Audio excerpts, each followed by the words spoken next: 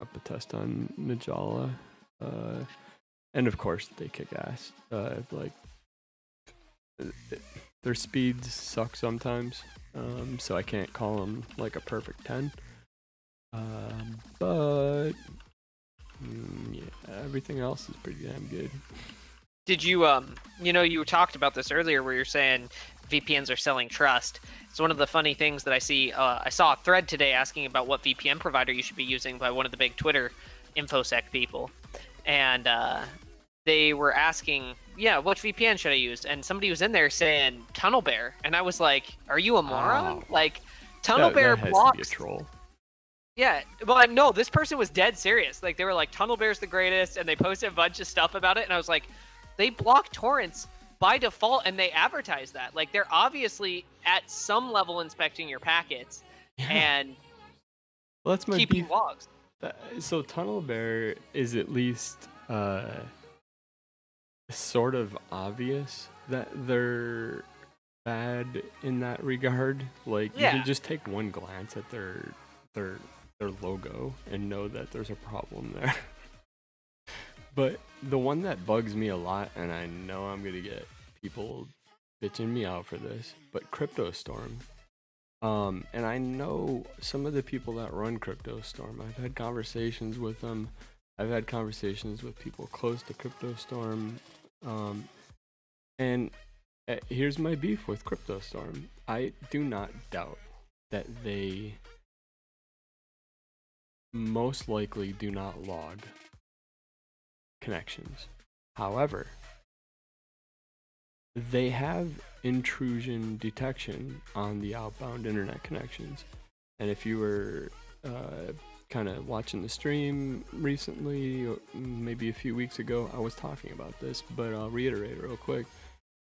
If you start sending out, let's say, bash, what's that bash vulnerability? Oh shit. The one-liner that you could just spray the internet with. Well, you know what I'm talking about, right? Yeah, shell shock, right? Shell shock, yeah. If you start shell shocking the entire internet, they're gonna catch it and block it. And now, yes, thank you, NotBear, as well. So, okay, now we have a situation where there is a security device in between you and the internet that's actively parsing your traffic and doing something to it. That's a lot of trust they need to sell me. I've never seen an IDS or an IPS, as that would be, that didn't log every single time an event happened. So if you've ever seen one, let me know, because that's poor. At CryptoStorm, I'm more than honestly. I should probably actually DM them and give them a chance to come on and explain their service and explain how it works, because they've explained it to me, and their answer is, yeah, normally that would be how it works. We've specifically modified. I think they're running Snort, or they might actually be running the other one. Cool. Let Dan and I go through your guys' networks. Let us do an audit. Prove it. Yeah, no doubt. Actually, that would be funny, and extremely useful. Give us root on your servers. You can monitor, or we'll just do a screen session. Fuck, give us a TMUX. We'll do a shared. You can watch everything we're typing. Yeah, I think that would be awesome. Dude, can you imagine? No, fuck NDAs. Not for VPNs. Look, NDA is exactly the problem. If you're signing a non-disclosure agreement about trust, again, we're talking about trust here. If we're exposing good or negative things about trust for a VPN, you can't sign NDAs. You can't be like, you can't have masking tape over your mouth. And besides, I'm just going to create a sock puppet anyways and drop it to paste bin. And on top of that, furthermore, Oh, if they wanted us, if they did that, they gave us access, they would be selling us using, providing their or telling people to use their software. Honest What to they're God. doing by that is Yeah. getting recommendations. They're basically, it's free marketing for them. I think, like, literally, and I know, like, it's a big ask, and I doubt they would ever do it. But if they were to get on the stream and actually agree to do it and do like a screen sharing thing, I would not doubt that that would be, first of all, it would probably actually generate headlines, which I'm not a fan of. But it would be like the first time that a VPN provider actually put their money where their mouth is, or mouth where their money is. I don't know what that. I don't know how that one works. But actually proving that their systems are not logging in any way, shape, or form by giving a complete party that's kind of critical of them. I've always been critical of CryptoStorm for that stuff. I think that would be amazing, but I have a feeling, sadly, they won't take that Pepsi challenge for reasons. I mean, it's a scary ask anyway. The only way to do it, we couldn't do it live. We would have to severely redact things, get rid of their name or server naming sequence. You know, a lot of these things that you can glean from that. But you know, even redact. I would want to do it the way you're saying, just because I wouldn't want to chance that they think they're not logging, and then we uncover some way to fucking uncover logs, and then we end up blowing somebody's OPSEC. I don't want to do that. Yeah, and then also on top of the fact, like, maybe they think they're not logging and we call them out on it and they fixed it. You know what I mean? Like, there is... even the best engineers sometimes fuck up. So... I will... Not that we have that much... We're not, like, having millions of views or anything. However... I do think any company, startup that wants to come on and just talk tech, and if you want to, in the process, also get transparency done, if you're a VPN provider, I'm not going to stop the music, but I'm going to turn it down. You're more than welcome to. And I mean, if you're at a startup too and you want to talk about what things you can do as a startup without a dedicated information security team as well, I'd be willing to do that as well. I don't know about you, Dan, but something about, I didn't hear the last part. Oh, sorry. If you're a startup or a smaller company and you guys want to know what you can do for information security as a smaller company, you know, we can have you on and kind of you know, guide you through it a little bit too. Maybe not on the Saturday show, but definitely on one of the night shows.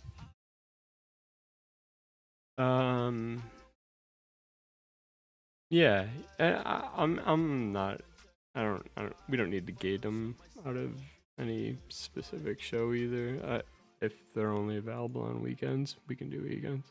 Yeah, fair enough. Make it work. But honestly, and the only reason I say that is because you got me kind of interested in that idea. I've actually offered a few companies to do that though, privately with NDAs, and they won't take me up on it. So I highly doubt a company, even a startup, is gonna take us up on it. It's not a good idea. Or, I mean, it is a good idea for them to do it. When you're getting offers for free help, let's just say most people don't hack for free. Most people don't work for free. And, you know, not that value or money is a judge of how much people are worth. There's two people here that are worth a lot of money that are offering you guys a free path into cybersecurity easily. So, you know, if you're on the fence, just realize that, you know, we don't work for cheap, and we're offering this for free. So, you know. Yeah. Well, we're not working for free. It's working for lulz, which is and views and one of the best currencies around. And I guess views. Honestly, I like the kind of like the channel the way it is, but same. I have a feeling it's gonna keep growing, which will eventually make it shitty. like everything. But that's why we're gonna enjoy the hell out of our time right now. And we can keep sock puppeting it, dude. Once it gets to a certain amount of time, we can just kill the channel.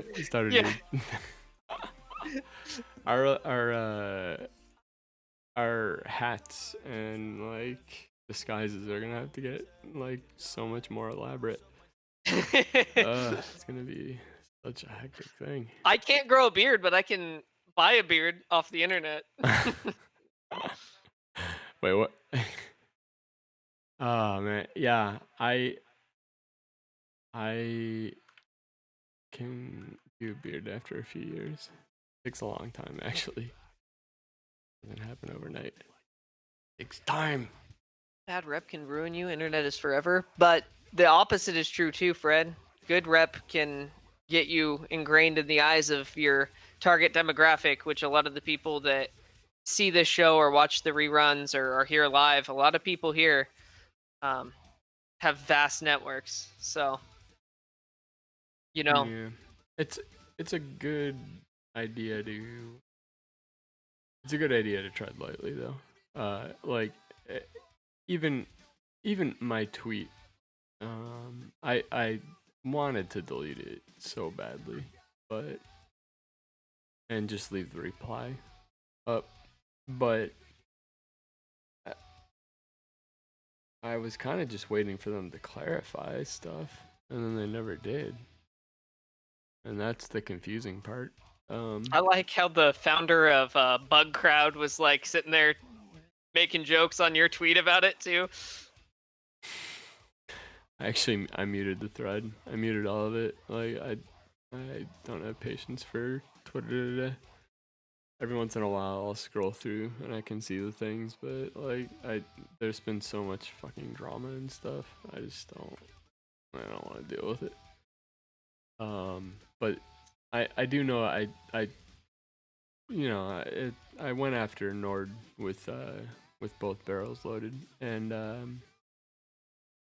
I think it probably caught me a little bit on a bad side because that's a particular subject that's maybe a little bit closer to me than most, just because of certain things that have happened in the past. But yeah, they definitely struck a nerve, and I mean, if anything, it's probably just a marketing person. I'm probably gonna get them in trouble. I feel kind of bad about that. It's hilariously, the thing I was gonna point out but didn't because I didn't want to keep the conversation going is this was based on some security company's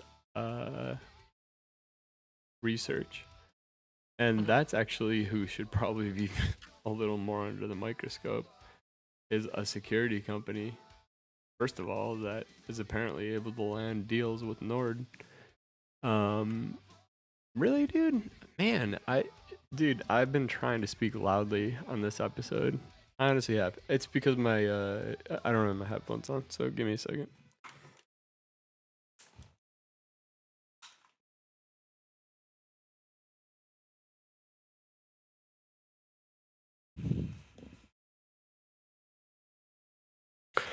Gang gang.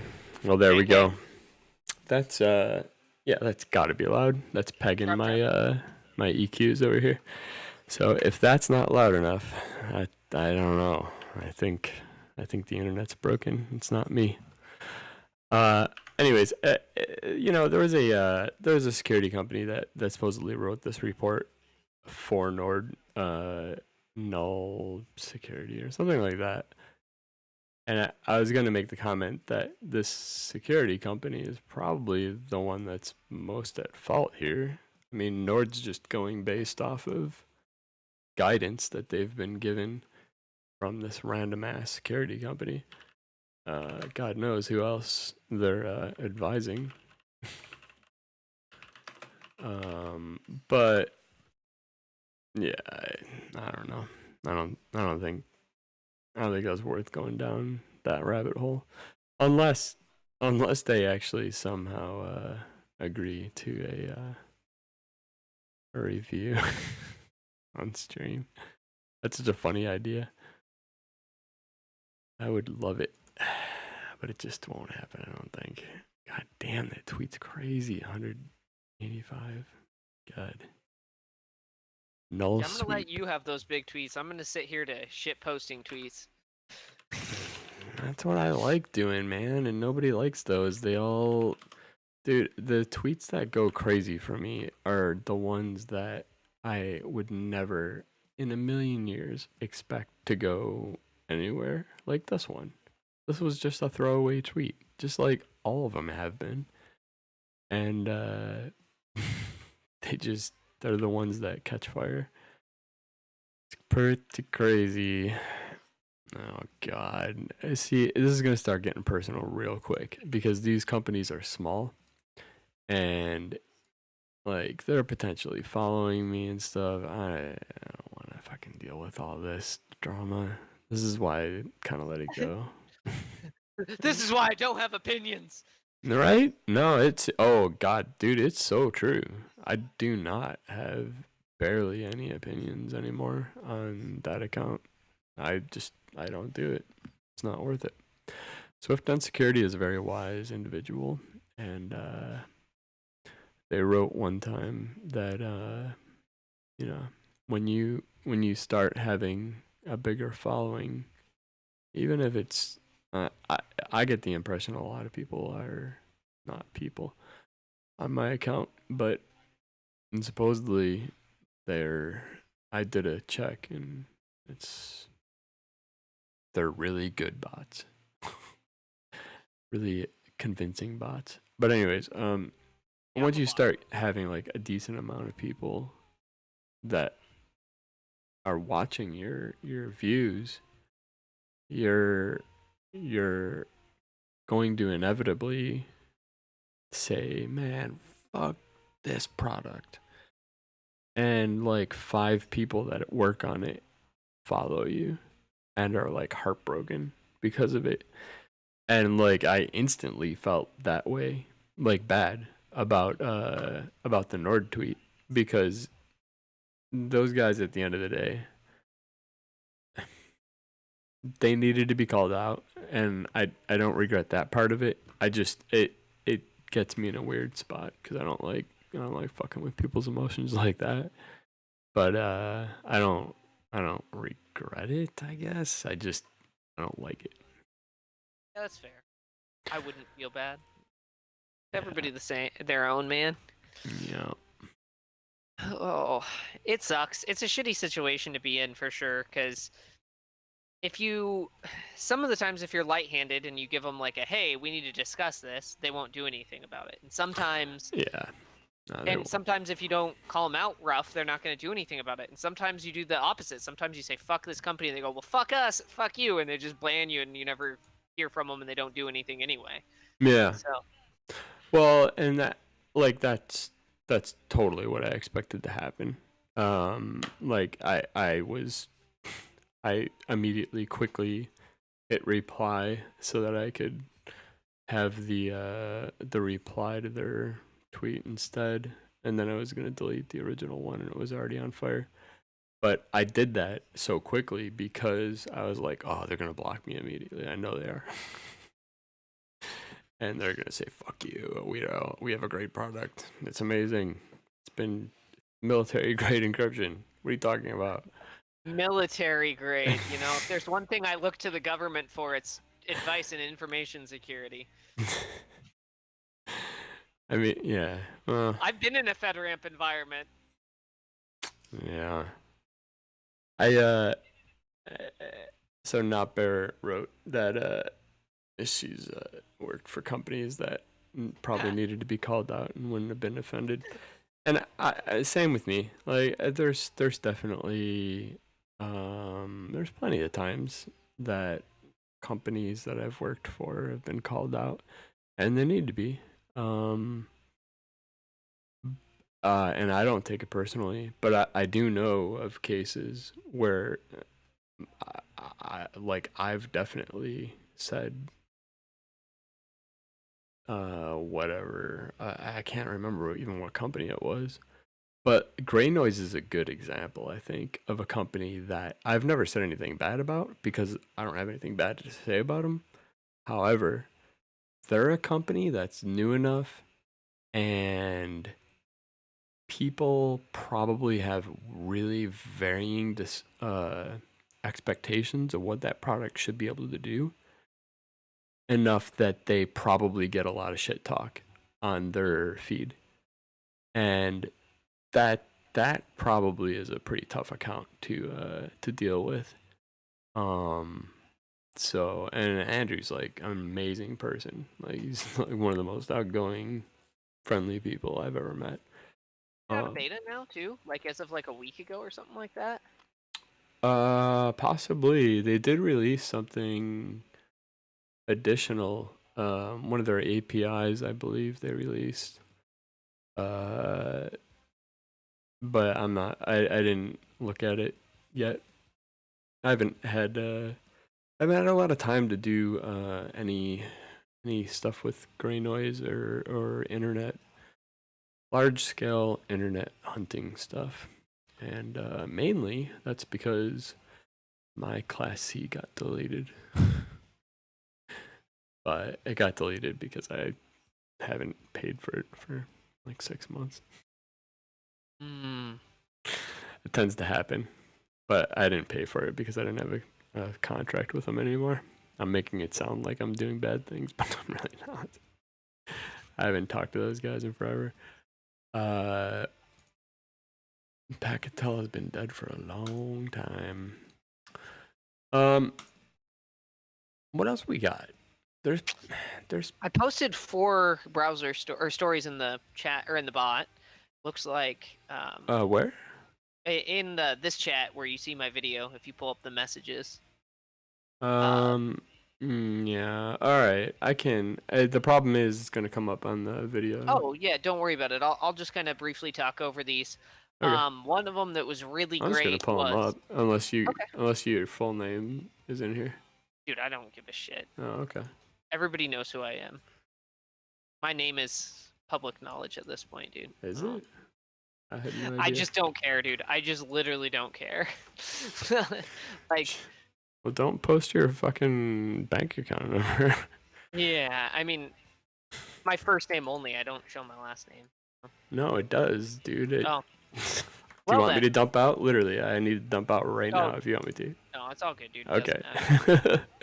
Actually, I never turned on rewind for YouTube. I think Twitch you probably can, but you're good.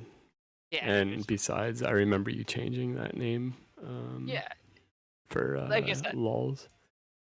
Anyways, I literally don't care. Like it's good luck. Who was on the other day? That was it was Pookie Bear, and he knows my full name. He knows a lot about me, and yeah, it was an interesting conversation that we had. In that, amazingly, I'm still taking the right precautions in the right places. We should have a good conversation on that someday. Although it sounds like you don't do the OPSEC game at all anymore. Me? I don't know, man. I have sock puppet. Do you do disinfo? That's what I do. I just do strictly disinfo now. I have so much disinfo. Like I said to Not Bear. All sock puppets, man. You can find stuff on me. Who knows if it's real? Who knows if it's fake? Yeah. Okay. Fair enough. That's why I was like, it is what it is. Yeah. I'm similar-ish, and I've gotten an impression of your sock puppet arena, and it's an interesting one. It's quite the riddle. Good luck. Or maybe not. Maybe not. Maybe that's all just information right there. Who knows? Nobody knows anything, man. That's the thing, Yeah. I was happy to see that Pookie was not able to get my shit. I'm good for another month. And then everything crashes down. This is not an invitation for people to go out and try and dox me, by the way. Yeah, same. I'm not inviting you to go out and try to dox me. I'm just saying. If you're honestly, if you're interested in doing it, though, I'll put it out there. If you're interested in doing it, ask me and have a conversation with me about it. But don't just fucking randomly stalk me. I don't like stalkers. Stalkers creep me out, for real. Like, I've had to deal with enough of them at this point. It's fucking weirding me out. And I'm not exaggerating, sadly. Anyways, on that upbeat note, let's talk about it. Let's talk about the things that you wrote. I'm not gonna pull that screen back up until I get over there, so I'll let you lead.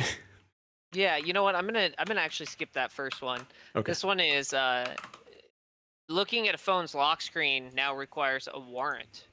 So what ended up happening was somebody in Washington State got arrested, and the police took a photo took a photo of that, but it was done illegally. A photo of the phone, the lock screen. The lock screen. Yeah, so like all the badges and the messages. Yeah. Interesting. And it said the guy's name, so that was deemed to be okay. Kind of. Oh, that sucks. It was deemed to be okay, kind of, but they mishandled the evidence, so that was actually deemed to not be okay. 8 weeks or 6 weeks later or something like that, the FBI got the phone and turned the phone on again. The phone was turned off. They turned the phone on and took a screenshot of it, or took a video of it.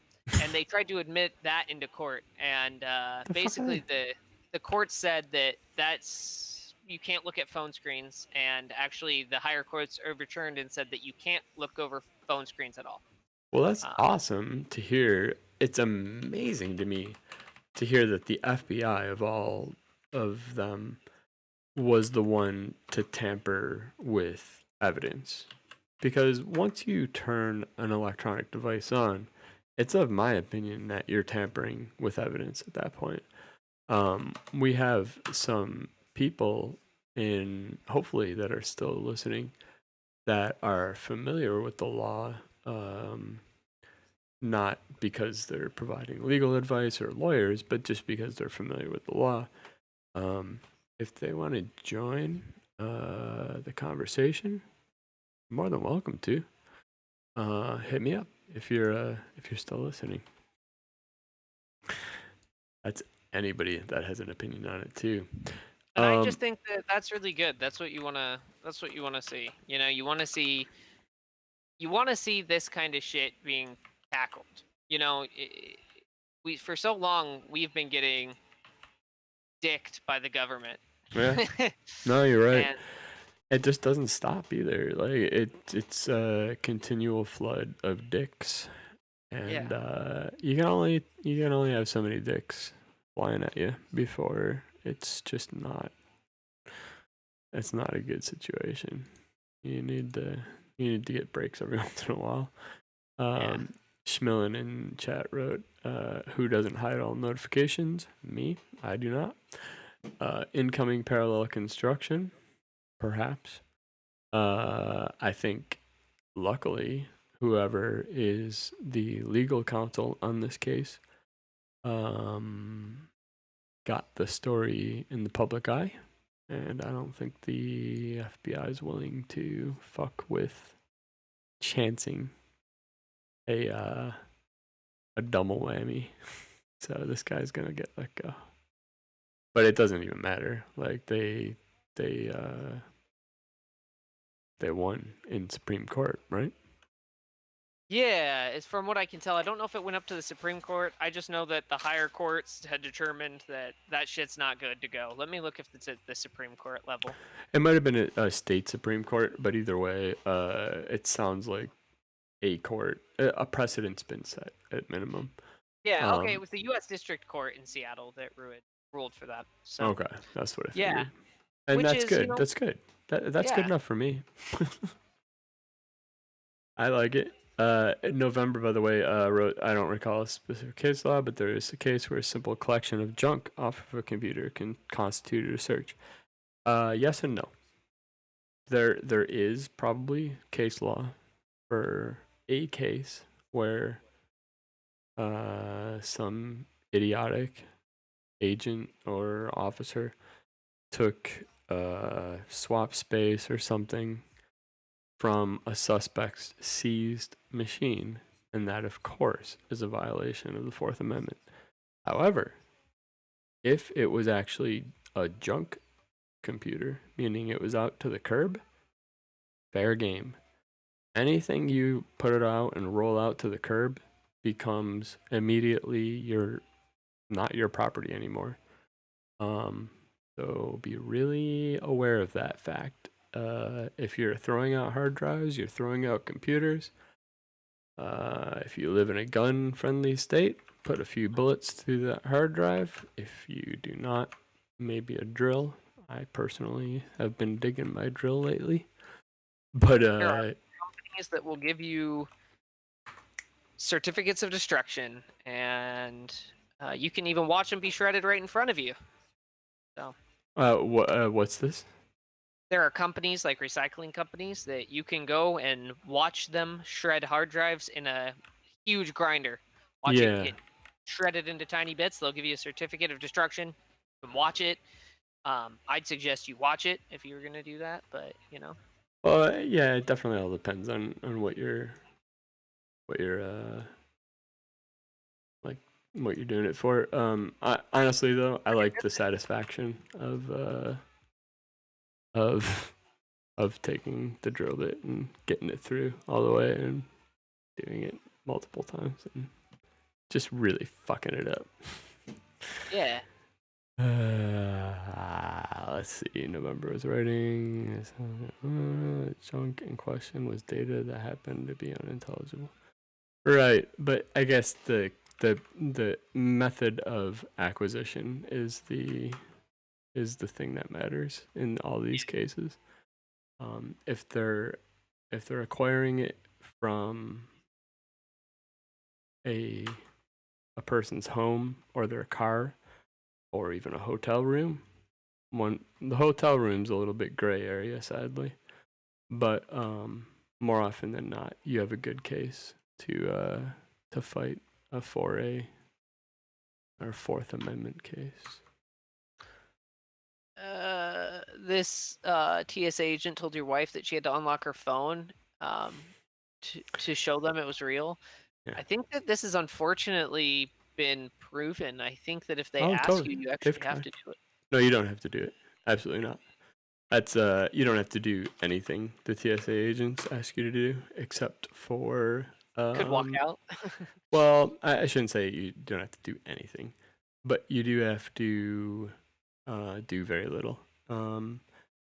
It comes down to taking your shoes, belt, metal off, asking to opt out, complying with the pat down, and that's it.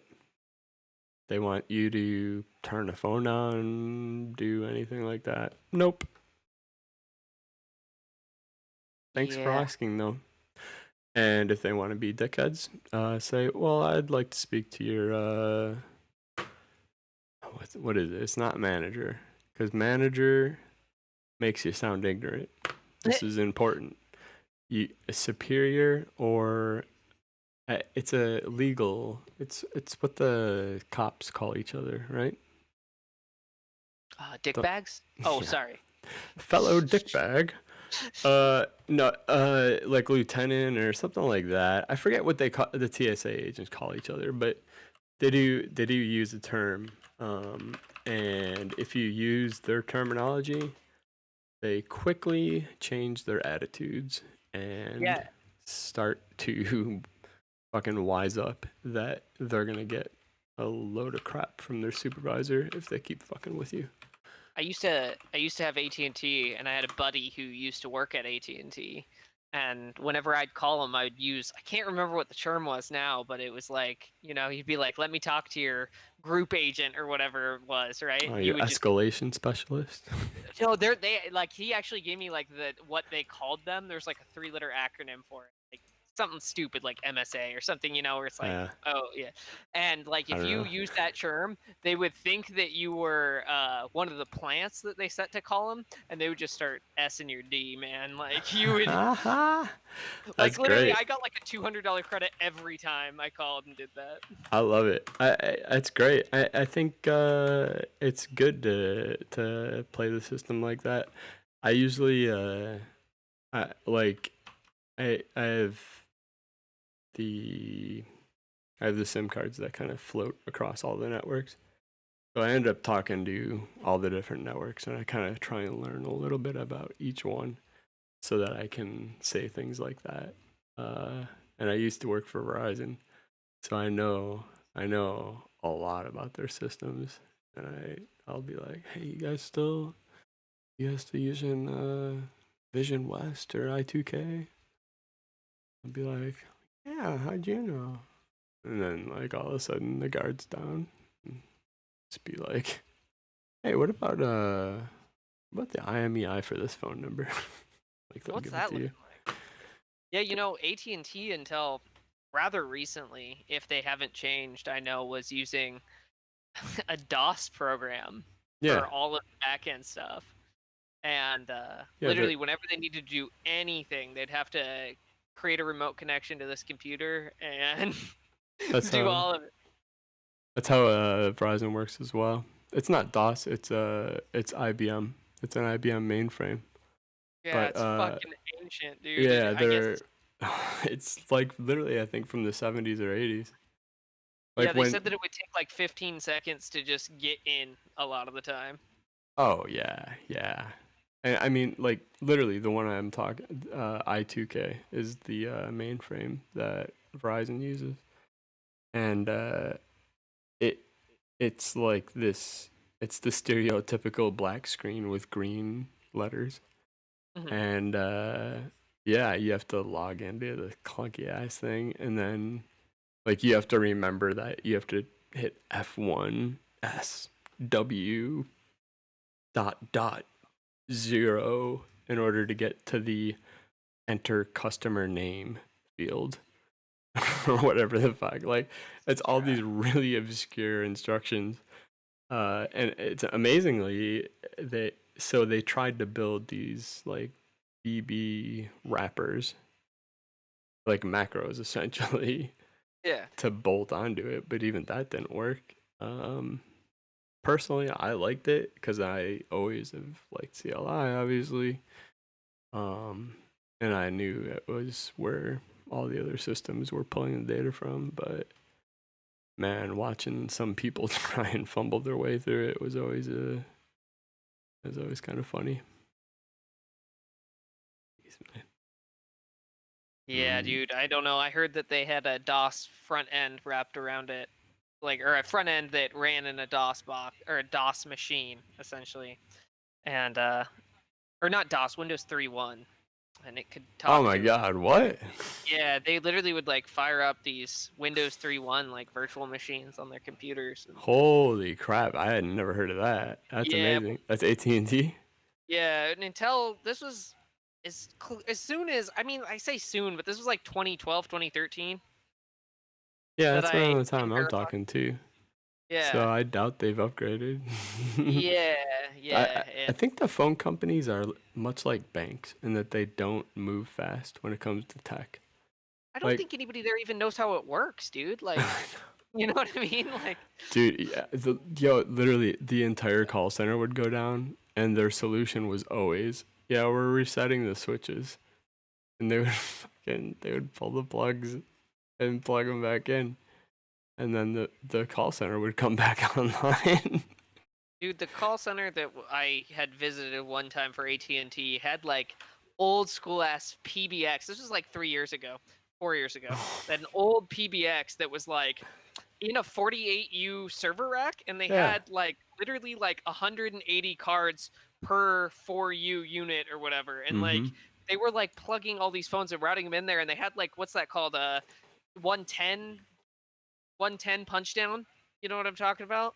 Mm, Like where you could punch down 110 wires, and they would have like every single phone wrapped with that. I'm like, what fucking year is this? And they're like, yeah, this is one of our newest call centers. And I was like, are you fucking joking? Like, I mean, yeah, it's probably like top of the line stuff. That sounds like they got a couple T3s or maybe just like a bunch of T1s more likely.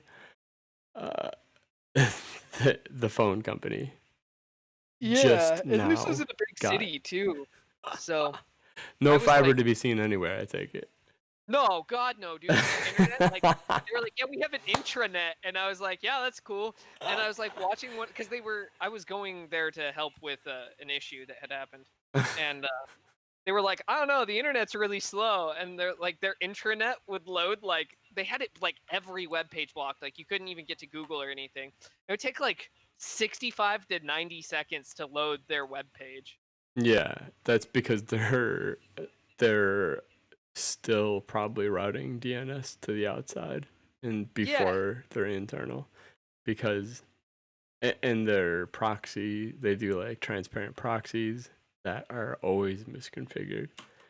It was yeah, and the funny thing about it too was, insane. dude, like they wanted their agents to have like some handle time that was unreasonably low. And I just remember that like it would be like 90 seconds sometimes before the web page would load somebody's search query, and Yeah. then another 90 seconds for it to load the page after it got to their custom search that they had built. And I Yeah. was like, that's over half of your like handle time that they wanted right Yeah. there. Yeah, I think it's probably what company was it? Uh, AT&T? it, it was a subsidiary. Sorry, it wasn't like directly AT&T. This was like a call center that worked Oh, okay. exclusively for AT&T. So. Did it begin with a T? No, it started with an Huh. A. Right. So I worked for one that began with a T, and they were very similar in all this stuff. Like all these things are bringing back some actually really fun memories. I loved working at Verizon. Um, but it's because I was able to flourish there while a majority of the people there just had a horrible time because of things like that. ACW time, I think, or call time. If you've never worked in a call center before, that's why we're talking about this. So, if you've never worked in a call center before, you're literally, if you're late more than twice, you're fired. if Um, if if your you're handle late, time goes above a certain amount, you're fired. yeah. There's a whole feared group called the ops group. Um, and what the ops group does is literally just sits in this bullpen and watches everybody's call times and the graphs. And then they pick the people that are going to get fired for that week. And that's their job. So they're not well liked, usually. Anyways, call times, staying on a call at more than 10 minutes, you're pretty much done at any call center, I would say. And so use that knowledge for good or bad. Personally, I use it for both. If somebody's being a real dick to me, or if I'm getting screwed by a company, I will keep the reps on the phone as long as humanly possible, especially if the rep's being the ass. Uh, because I know what's going to happen. I know they're going to get talked to about this specific call. Why did it take 28 minutes to talk to this guy about something that was a $2 refund or something stupid like that, right? But also just it don't chit chat with call center reps as much as you might like to. You're gonna screw them over. A lot of Hey, times they end up having sorry. to cheat. Like there's things called ACW, so you hit this button, and as soon as the customer hangs up, it flips to hold, and you get literally 90 seconds to finish typing your notes, hit send, and do that little search that he was talking about, and or at least get the search ready. Yep. And that's that. The trick is to get all that stuff done before you hang up, and then you use the ACW time fuck around with your coworkers and do drugs. Yeah, and I will tell you too, AT&T, at least until recently, every call rep has $35 that they can give you on every call without having to go to tier to escalate the call. Absolutely. The escalated people have $200 they can give you without having to escalate. Yep. Those people, after that, it's literally unlimited. They can do whatever. But the second you threaten to cancel, you go to cancellations and they'll fuck you. So don't threaten to cancel because you're probably not going to get what you want. If you want just $35 credits, you'll get them all day. Just talk to the reps. They don't give a shit. They just want their handle time to be good. So keep their handle time above 2 minutes and below 10. They'll give you $35 all day. It depends on who you talk to. But this is for AT&T, $35. Yeah, $35. And what was the other threshold? Because I'm actually gonna write this down for show notes. If you escalate to their next person, it's $200. Above them is going to be the site manager. They're unlimited. 200 for the escalation, the 3-letter person, right? Yeah, it's gonna be a SME at AT&T, subject matter expert. Oh, is that the acronym? Yeah, they'll use SME for at AT&T for their tier 2. Okay. Or for their not for their tier 2. So this is all from their tier 2 level. I can't speak to their tier 1. Their tier 1's gonna be shit like, oh, reset your phone. Then this is once you get to tier 2. This is the escalation point within tier 2. Oh, okay, that's good. The tier 2 techs can give you $35. Their SMEs can give you $200, and then above that, that's the site director or whatever. They're going to give you unlimited. Yeah, and so literally, so just for my clarity, it's level 2 techs, which are really just regular techs. They're just they get promoted a little bit.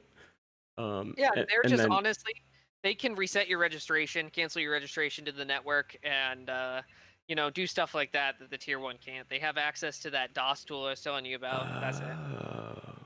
Do you happen to remember what that DOS tool is called? Fuck, dude, I can't remember. I can text somebody, but that's fine. I'll look it up. I've been wondering because I actually have to do that a lot, and it fucking takes forever to get to those reps. Except I've eventually figured out how to do it every time, and that's you call the roaming department, and it always goes to tier 2. Yeah, and then just be like, hey man, my phone's getting fucked. Cancel the registration. If you say cancel registration, that's literally what it's called word for word in their system. They'll do it for you. If you tell them, hey, cancel my registration, they're going to be like, you calling from a different phone? You're going to say yes, because you should be, because it will cancel the call mid-call. And then reboot the phone, and usually 9 times out of 10 that solved everybody's network issues. Sometimes when people were being dicks, I'd hear people on the phones while I was there working. They'd be like, yeah, I'm gonna cancel the registration. They just cancel it just to disconnect a dick caller. Yeah. No, I've definitely done it before. It's only when they're real assholes though, and believe me though, there's real assholes. I had people like this is gonna age me. I was working there after 9/11, right? I had people from New York City call up for months afterwards and be like, yeah, but 9/11 happened. And they just wanted credit because 9/11 happened. I'm like, what the fuck kind of opportunist are you? This is fucking disgusting, honestly, man. I'm gonna fucking put a charge on your account. If it was me though, it's not my fucking money. If I worked there, fuck that company, dude. All these big companies are shit anyway. It's not your money. If you get the discretion to do it, just fucking do it as much as you can. Be chaotic neutral about it. It was if it was somebody that was hurting for money, fine. These were like stockbrokers that were trading this secret. Literally, they would brag about how they're a stockbroker at the beginning of the call. It was crazy, the egos on these people. And then they would be like, yeah, so I heard that we can get credits because of 9/11. I'm like, no, you can pay your bill because it's overdue by 90 days. And like just really indignant people, right? And that's one thing I don't put up with. So I was one of the manager people that dealt with the escalations and the irate people. You had more, dude. Like, I don't know, man. I think there's just difference. I just say fuck the companies, man. I'll give Well, everybody everything. I would be that kind of guy. I'd just be like, yep, everybody would give me great satisfaction scores and all that shit. But well, so our satisfaction scores were always ones out of 5, one being the worst. Because we were the ones that always told them no after the reps on the floor told them no. Except I would keep, instead of handing out credits, because they watched actually. So they got hip to the whole just give everybody $35. And Verizon said, no, you're not doing that anymore. And they fucking started writing a report that would print out every week of how many times you gave out credit. And if you did it over like 2 or 3 times a week, you were put on notice and then you were fired. was it pips there? Did you guys have pips? No, pips. I've only worked at one company that's had pips. Such a fucking joke. Well, it's a sign you're getting fired, and you need to absolutely move on quickly before you get fired, unless you want to get fired. But anyways, yeah. So I would save all of the bank of credit for the people that deserved it. So, for instance, like the single mom that her fucking little toddler used the phone to call something for 800 minutes, and she had a 300-minute phone plan, and we charged her 45 cents a minute for every minute after that. You know what I mean? That shit would happen a lot too. Like, people would get $1,800 phone bills constantly back then, just for using too many minutes. And those are the people that I would be like, all right, yeah, it's gone. Don't worry about it. Yeah. No, that makes sense. I heard a story once about a guy that was a trucker and was using the unlimited minutes from one of my friends at a call center. And he would literally stay on the phone with his wife the entire time. Like, the entire time he was gone. Like, they would just be on the phone. She would have an open phone. He'd have a charger, and he would just be on a cell phone. And they kept... Literally, they would... Every single, like... It would come to, like, day 22 of the month, and that every month they would say that he was a bot and that he was abusing the system, and they'd cancel his service every month of the 22nd, saying that he was running like a phone service or something off of it. That's and weird. yeah, and I never heard of that before. That's hilarious, though. So I mean, he probably was. Let's be honest. He probably was. That's a good cover story. According to my friend, if he was, he had a very good YouTube recording or something playing in the background that made it sound like he was a fucking trucker, and it never looped or anything, according to my friend. Actually, the truckers were really noticeable when they would call in, now that you're saying it. So, like, either he was fucking amazing or, like, he was actually doing that. But every month he'd call in, and my friend would say, every month he'd come to me, and every month I'd have to reactivate his service and, like, write on the notes, and then the engineering team would fucking cancel it. Manually, mind you, reading the notes, manually canceling it every month. Yeah, nobody reads the notes, and that's why SIM swapping is going to be an issue forever. Like, you can... unless they figure out some way of, like, absolutely just locking it down and then having a zero tolerance policy where you fire every single person that fucks up. That's the only way they're going to fix it.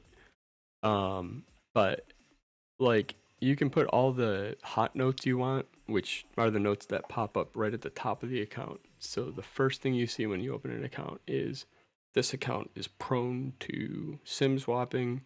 Do not change the SIM card out, blah, blah, blah, blah, blah. That kind of stuff you can put on Verizon, AT&T. You can't do it on T-Mobile. And guess what? T-Mobile's one of the worst abused. I'm sure they're probably fixing it, or maybe they have had it, and I just have been out of the loop. But it doesn't even matter. People will still ignore them. Yeah, I mean... You also got to figure, man. Have you listened to the song Social Engineering by Whitey Cracker? I'm sure I have, yeah.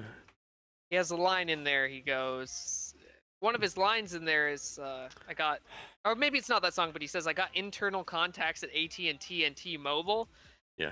That's fucking true, dude. All these fucking hackers, all these people, they fucking find somebody who's thinks that T-Mobile is treating their employees like shit, and they're probably fucking right. I can't speak to that, but Yeah.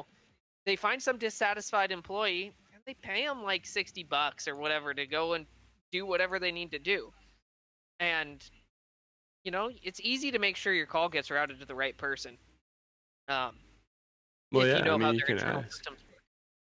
Literally, you can just ask. Yeah, Although it sounds and like with AT&T, you can just actually route it to the thing. maybe. That's amazing. I wouldn't doubt it.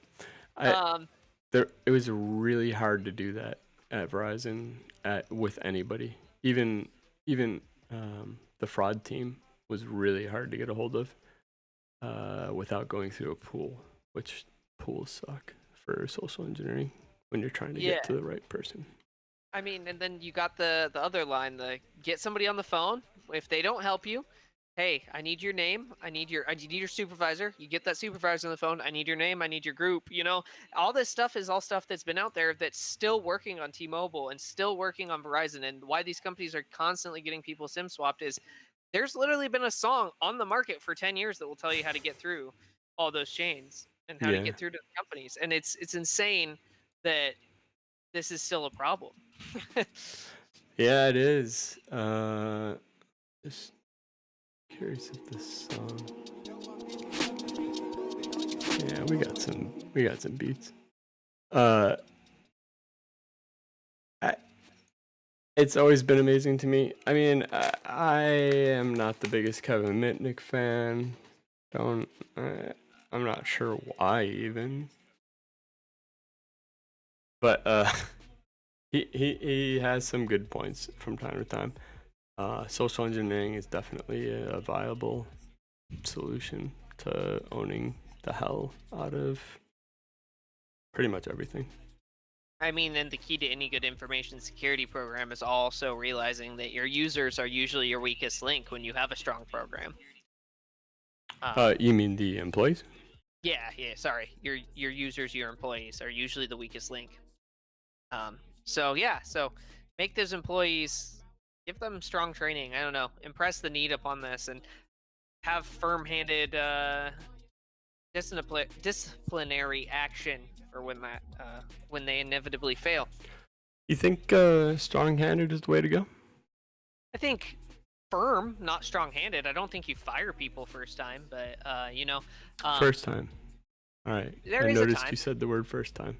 I'm with you. I think it should be like a 3 strikes kind of thing, maybe 2 strikes. I've found that people don't like going through an hour security training with the information security director. No. People hate that, especially when you make it really fucking boring. You get the good stuff out at the beginning, and then you give them a quiz on it. And if they don't do it, you make them do it again. And if you can do that kind of shit, they're not gonna fucking do it more than once. It's very true. But it requires sign-off from the executives, which is something that a lot of people aren't lucky enough to have. It's weird.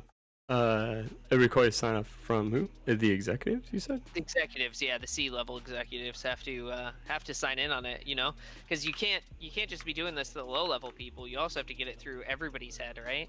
Like if it doesn't matter if your low-level people are trained, if your CEO's out there fucking forwarding gift cards off to everybody and their mom. Yeah, that's a good point. Oh man, you gotta love it. Let me actually turn this volume up. This might get louder for the stream, but this is actually probably why the volume was low. Can you hear Young Internet? Not anymore. I can't either. I don't know what the fuck. There it goes. It's like a either on or off situation. Name server. Hang on a second. Name servant got a query. He'll resolve it.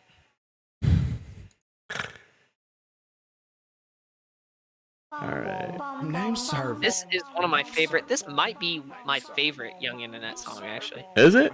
Alright, we're gonna put it up for a minute then. Name name's Servant, got a query, I resolve it. Satellite bots revolving. Leaks got me like a honeybee spreading pollen. I illuminate the darkness like an angel fallen. Moving stolen data for the pesos. Try to rob me, turn this bitch to Waco. Sig in a Draco. Yo, box, do what I say so. Looking for the internet queso. Cooking web straight code. 762 by 39. Young internet must be out of his goddamn mind. Make a pick resign. GPG encrypting sign. We go find out what they mind with the bots they design. But let's be honest, it ain't really about the money. Sometimes I find myself mobbing just because I think it's funny. Cause these companies be scummy. Their data make me a junkie. SQL table export. Torsock chopped up like a mummy. I'm named Servant. I'm named Servant. Named Servant. You Servant. I'm Servant. Named Servant. I'm Servant. Yeah. Stupid dumb dummies, welcome to the internet. Plug speaking gibberish, PGP dialect. All these routes intersect, watch for the intercept. Strip kitty missteps, smoke them like a cigarette. I map, yo, trap, pop 3, take pack. Serving from a web stack, you will never get it back. Blood on the tarmac, you gon' need some Prozac. Default creds on the Kodak, no playback. Flippity, dippity, hippity, snap on the block. GPS cut, no Instagram, no TikTok. Only thing that matters is the time passed by the clock. Many machines wipe, triggered by a port knock. C2, see who? Make investigators start to feel real blue. Haven't got a damn clue. Serve rats, no food. Prying eyes, we elude. Infrastructure, we intrude. On that yo trap, pop 3, take pack. Server from my web stack. You will never get it back. You might be interested in coming on at some point. Some Prozac, default creds on the code. I think he would too. I could even hit him up right now. He's probably asleep. Well, no, I was chatting with him in some DMs, and I was like, "Yo, dude, Dan and I are doing this show with a couple other people." I said it'd be cool to have you on. He was like, "Fuck yeah, dude, I'll have to come on." So, really? Oh, dude. Yeah. If you still got DMs open, hit him up. See if he wants to come on. I'm totally down. We can talk to him tonight, or we could plan it. That's yeah, fine let's plan too. it. Let's plan it. All right, sounds good, man. I'm gonna play one of his tracks that he gave me, that I believe is still unreleased, but I gotta find it first. So in the meantime, I'm gonna try and turn this down to about 33%, so that we can have some good music in the background without it being off or too loud. What are we all working on? Well, social engineering is a pretty big reoccurring topic tonight. Data Disciple, yeah, ever done any call center work?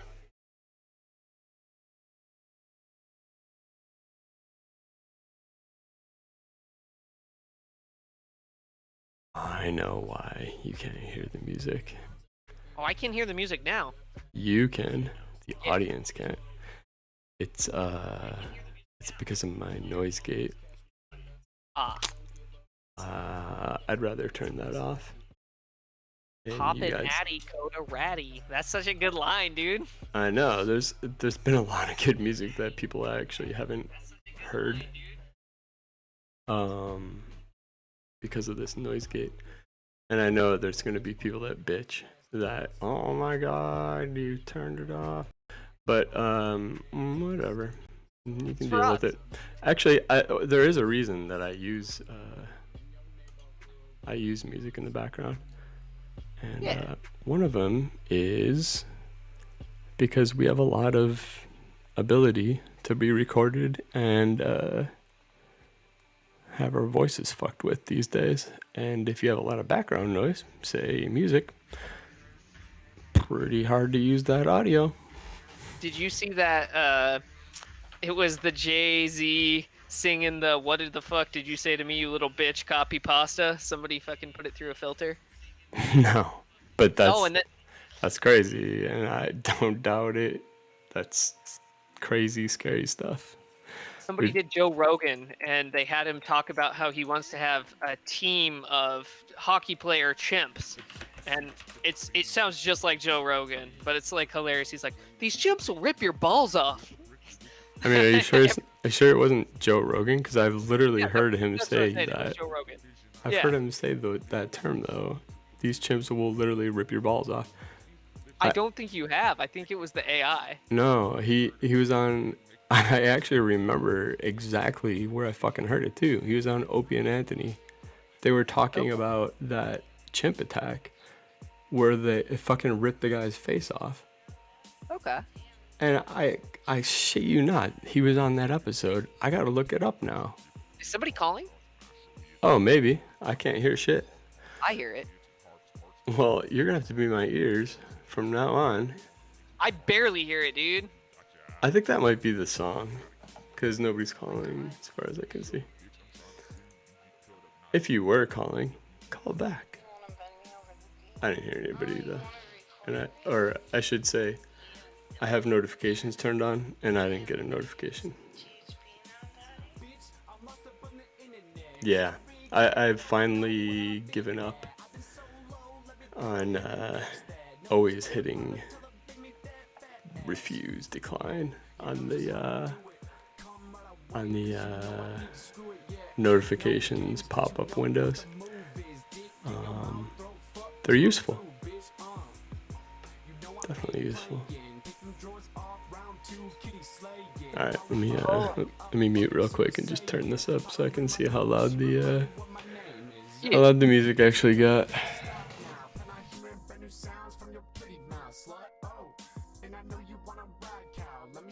It's perfect. Fuck yes. Well, Nice. that sucks because now you guys have to hear this. But it's worth it.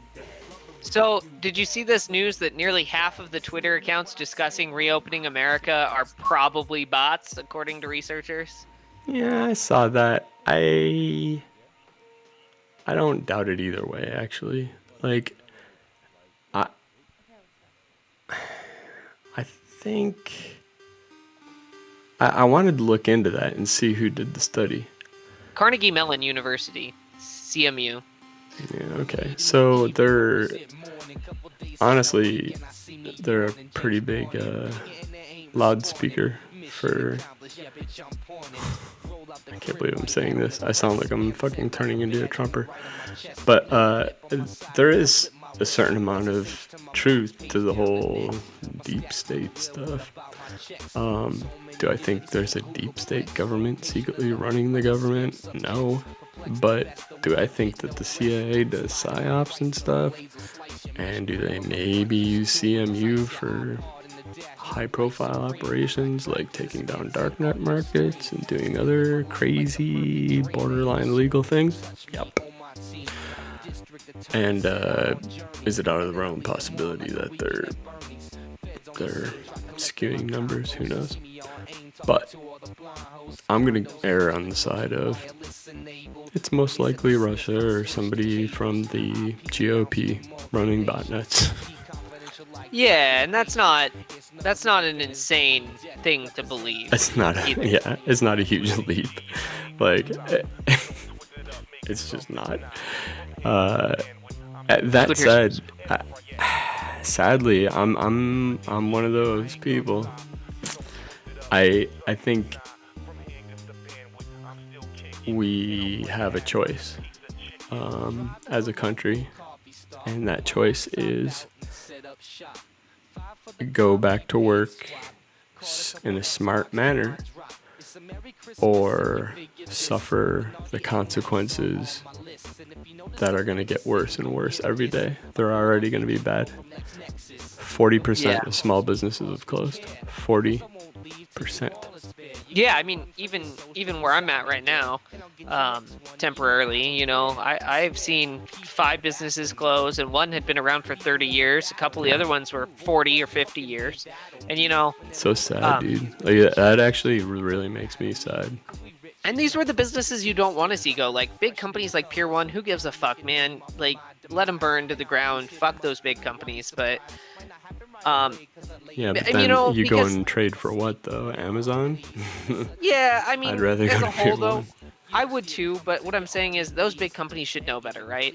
Those big companies should have money in the bank. They shouldn't be running so thin on such narrow profit margins. They should be, they shouldn't, if your business is so bad that you can't afford 1 month of lost profits and you're that big, what the fuck were you really doing?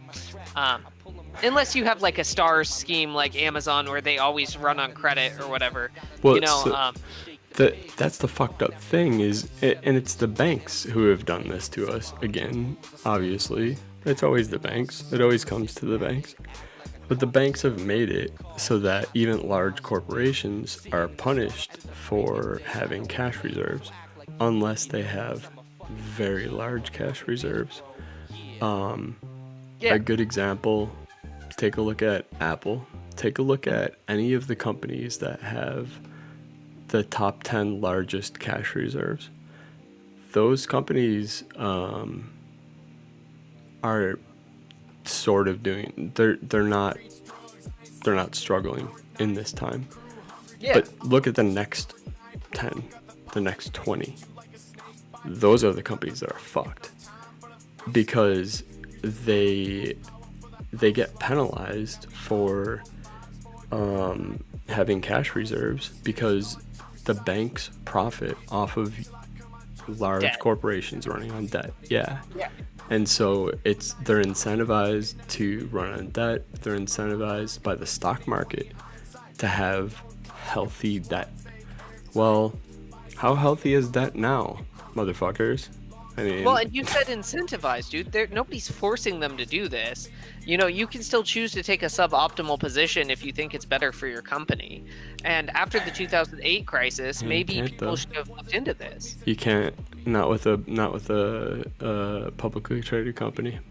Yeah, I know, because the publicly traded cancer of the CEO is down to stakeholders. That's the horrible part about it. Like, and that's why Elon Musk throws these tantrums, because he's watching his company get fucked around by these advanced stock traders that are pushing his company around essentially instead of letting the company do what it's gonna do.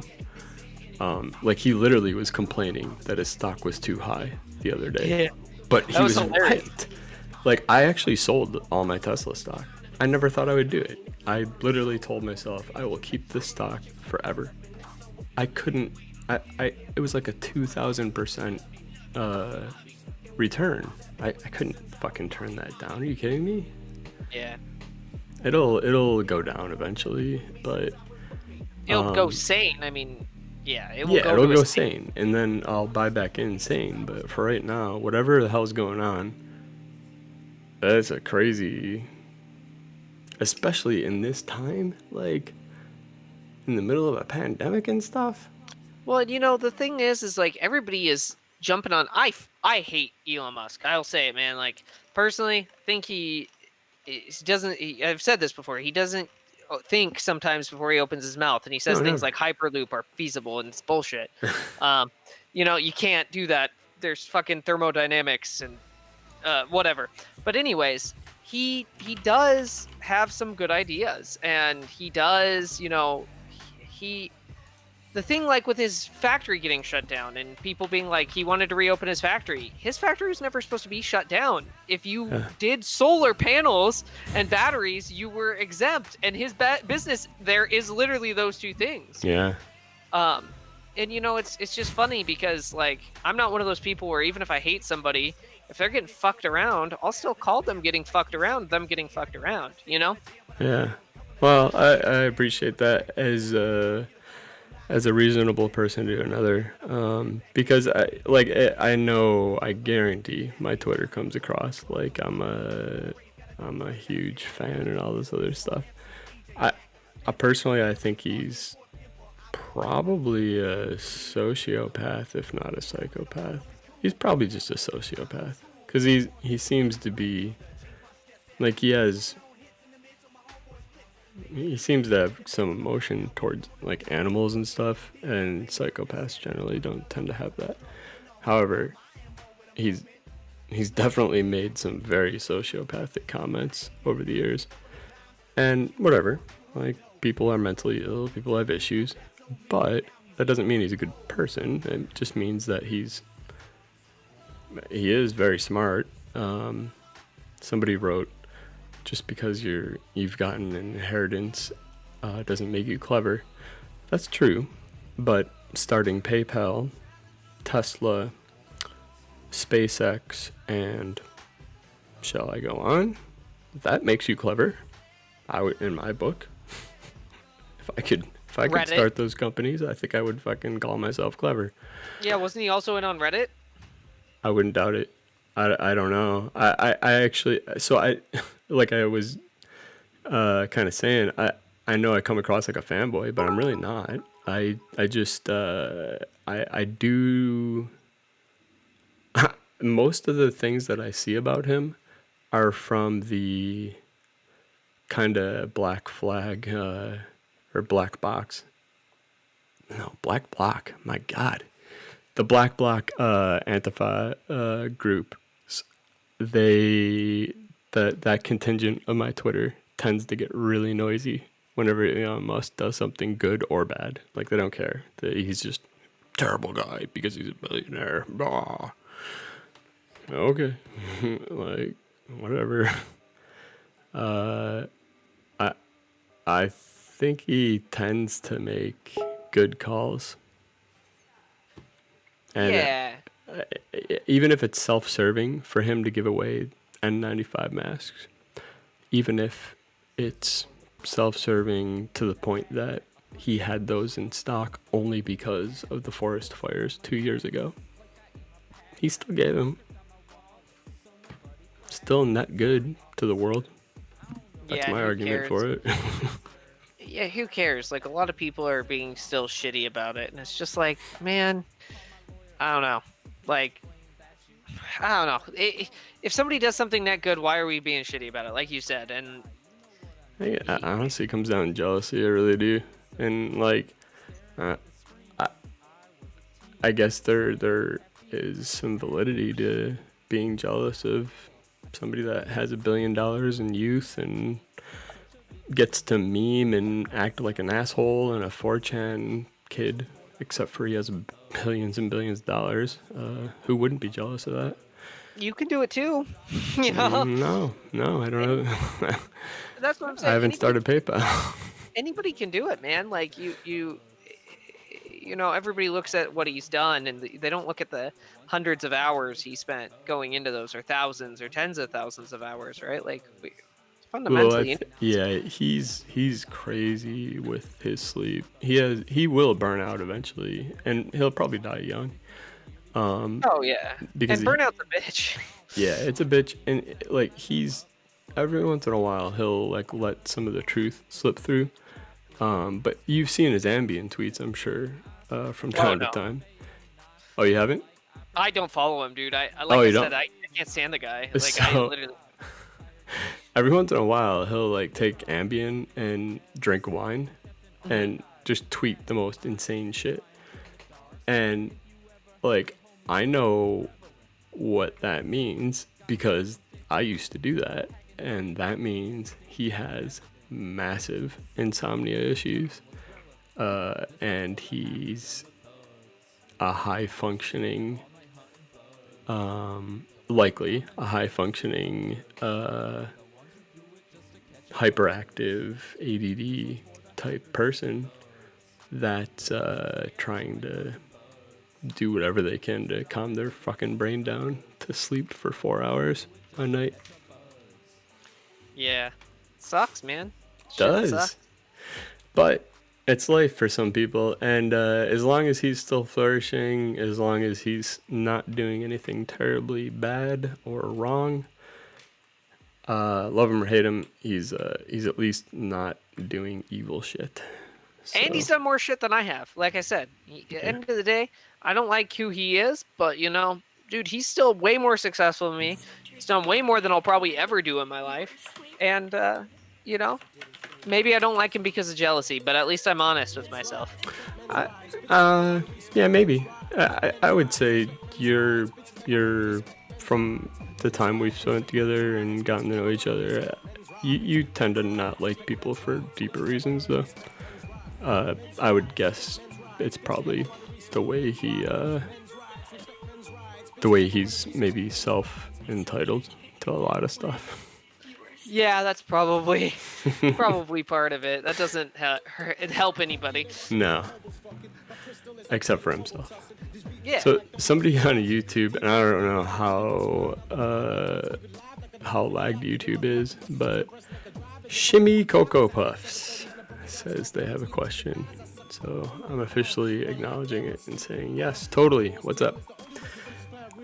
While that takes however long it takes to get to you. Oh, there it is. My neighbors won't let me sleep, but I have what my brother says is DNS servers. Can I shut them up with those? Yes, you definitely can. I mean, so enjoy that.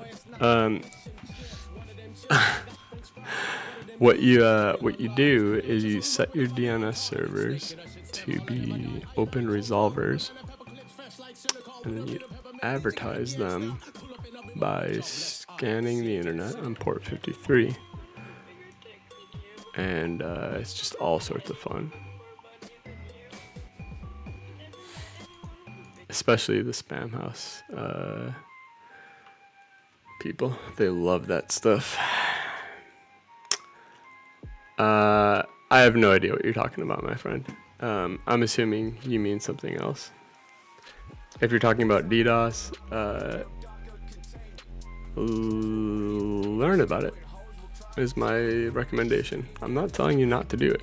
I'm saying learn about it, though. Where do learn you how live? it works. That's the important thing.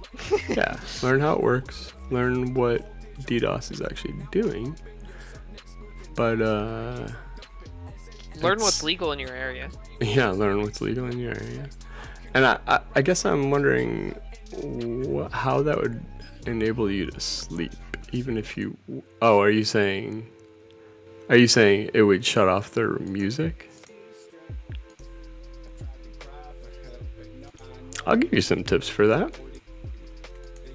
They're illegal, but I'll give you some tips on what not to do. So what you would not want to do is learn how wireless networks work to the point that you would run tools that would de-authenticate machines from networks. You don't want to get You don't want to get an ESP8066? Is that what it's called? I don't know. What is that? 8266, ESP8266, which is a low-cost Wi-Fi module that you can get for $695 from SparkFun Electronics. You wouldn't want to do that. No shit. What is it? I'm gonna look it up. I'm gonna grab one. And you wouldn't want to upload the GitHub project that can do Wi-Fi beacon and Wi-Fi deauth. Those are things that you wouldn't want to do. Right. If you're in the United States, don't do that. And I mean, you don't want to do them, especially to neighbors or other people. You can totally do them in your own lab as long as you have a Faraday cage and other precautions set up, obviously. But definitely, no, it's not a good plan to do that to your neighbors, even though technically you could probably just max spoof and they would never actually be able to prove it was you, but you don't want to take that risk. Now you said it was ESP something. What was it again? ESP8266. I gotta take a look at this. I haven't heard of it. Here you go. I'm gonna just put this in chat.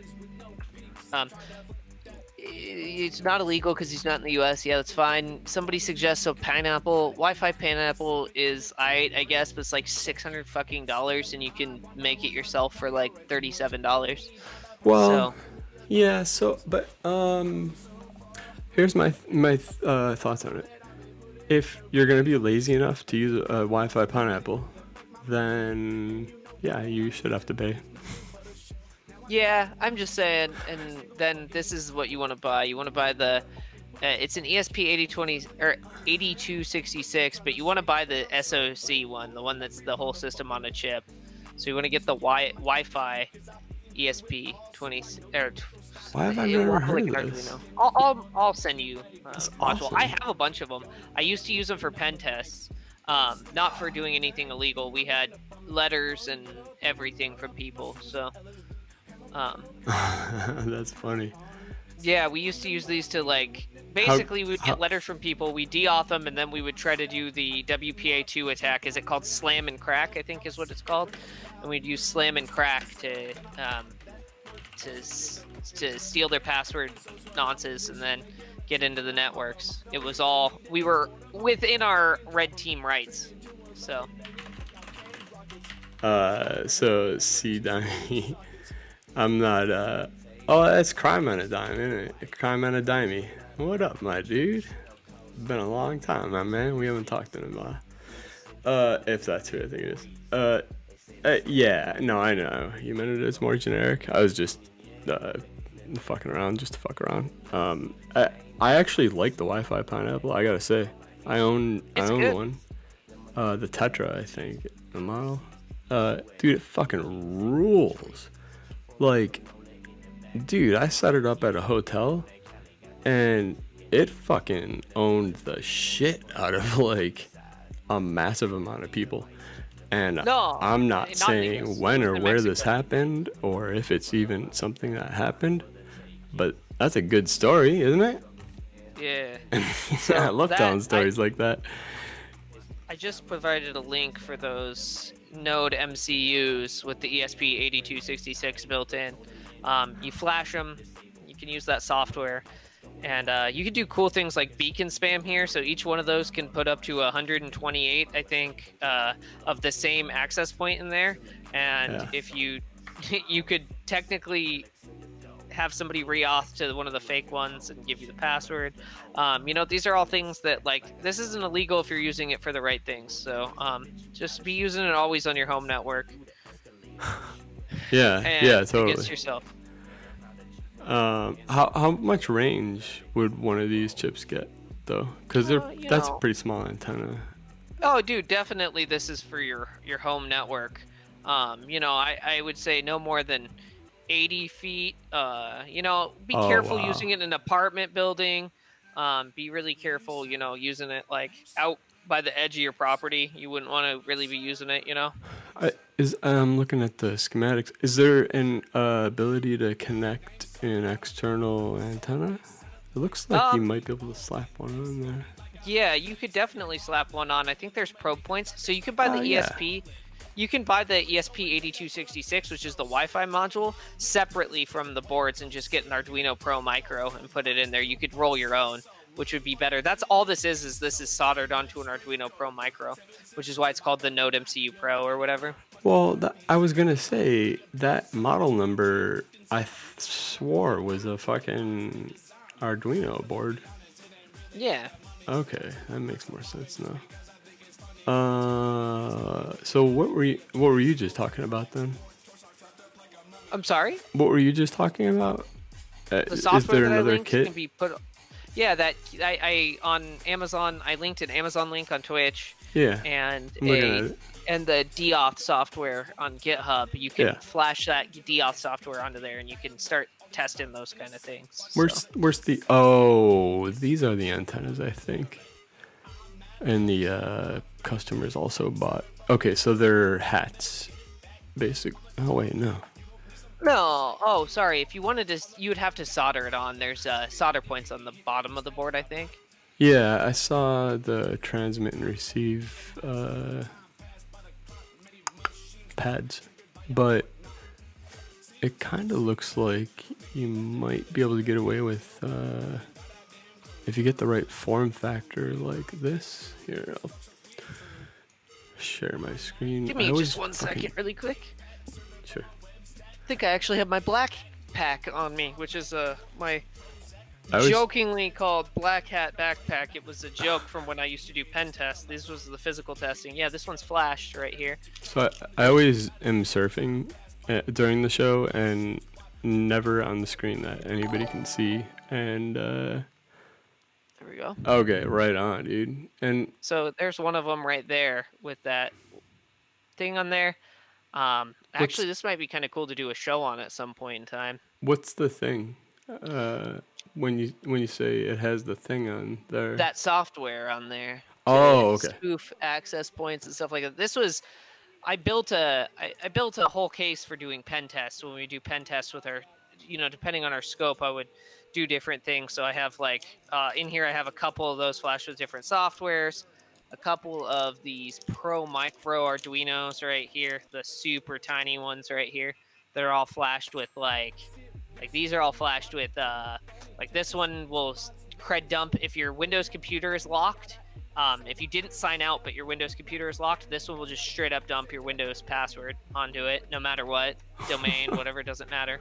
So always awesome, log man. out of your Windows computers, no matter what. Don't lock them. It's useless. That's a ride. Here's another flashed one of those. I bought that 2-pack off of Amazon, obviously, and then a couple more of these Pro Micros. Dude, I've bought so much of these things because they're cheap, right? Like $11, free shipping and shit. Like that's cheap as fuck. But then I don't use them, and I feel like that's a crime. And so that's what I'm actually gonna do for the people that subscribe. So looks like Mr. Dimey's getting in on the action too. But I'm actually trying to get packs out to everybody. Of something at least. Like it might not be the best stuff in the world, but I got like a decent amount of just what I consider to be stuff taking up space because I'm not using it for projects. I'd rather give it away and like let people use it that want to do projects. USB condom for charging in sketchy places like an airport. Never ended up getting one of those, or never ended up getting one of the USB killers. I have a killer. It's not on me though. It's not on me though. It's just a big resistor, right? Yeah. Capacitor. Sorry, capacitor. It charges up and then it exports, and then a shitload of lockpicks. Do you actually use them all though, or do you just have 2 or 3 that you use? If you look at these, you can definitely tell that there's only 2 or 3 that are actually fucking used. Like the paint or whatever is all scratched off on a couple of them. This camera sucks dick. You're not gonna be able to tell it, but there's 2 or 3 that I use. But I'm sure you know which ones: the individual pick and the city rake, and then the snowball. So I got a actually got it on me.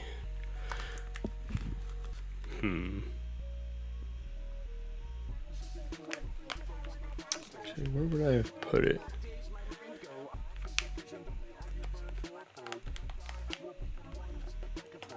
Ooh, how does it dump stuff? You reboot it, or does it do crazy HID stuff? Wherever it works with the lock from Lock PC. Yes. See, Dimey, let me look up the. It is an HID. And it comes in as a human interface device, and it does some exploitation that way. I have the GitHub repository somewhere because I have an exploit folder that has all of this shit. But I don't remember where it is. So, in the meantime, though, check out Sammy.pl. That's Sammy Camcar's website. Sammy, also known as the guy that made the first XSS worm for MySpace. He has a thing called, what's it called? LAN tap, or it's something insane like that. But it's literally a HID thing. It's a HID attack for any machine. Actually, I think it's OS agnostic. Over USB, it installs a network adapter through the fucking HID somehow. And it's pretty crazy. I don't know how many vendors have started mitigating because that's been around for a while now, but I've been meaning to test it actually. So if you test it, let me know. I'm actually curious to know if it still works, because boy oh boy, that's a nasty one, dude. And I'm guessing that's what upgrades is based on too as well. Yeah, mine was just specifically for the Pro Micro, which it was like written to, work on shit ass hardware, Well, the drivers, and so that's a fair point. I don't know, because it probably does spin up. You gotta assume a DHCP server, a DNS server, a web server, because it's doing a whole bunch of fucked up attacks. So doing that on a Pi 0 or something really small, that's impressive stuff. I'm always blown away by what those things can do. The only thing I found is heat is such a problem. But if you buy one of those little cases that have fans, then you mitigate your heat problem. Yep. No, dude, all this stuff was super cool. All that pen testing stuff and all that like fun stuff. That's the shit that I miss doing the most, man. I miss being able to go and break into buildings and stuff and have it be legal. Like, what got you away from it? Just money? No. It was money? Oh, that's a totally fair answer, and like, the only honestly, reasonable answer actually I could think of. Yeah, what ended up happening was one of my buddies, good buddies, his company was looking for the role that I'm at, and he was like, dude, I'd really like you to do it. And I was like, okay, cool. And I came in and did an interview, and I was working like weird hours because my company needed me to work overnight and stuff. And so I was just miserable working overnights and stuff, and they offered like double my salary, and I was like, I have to go. Like, I can't do it. Can't stay. Yeah. So, and the company I was working for was a startup, so they couldn't afford to double my salary, you know? It's a cutthroat industry, and especially like depending on where you live. Although luckily that's becoming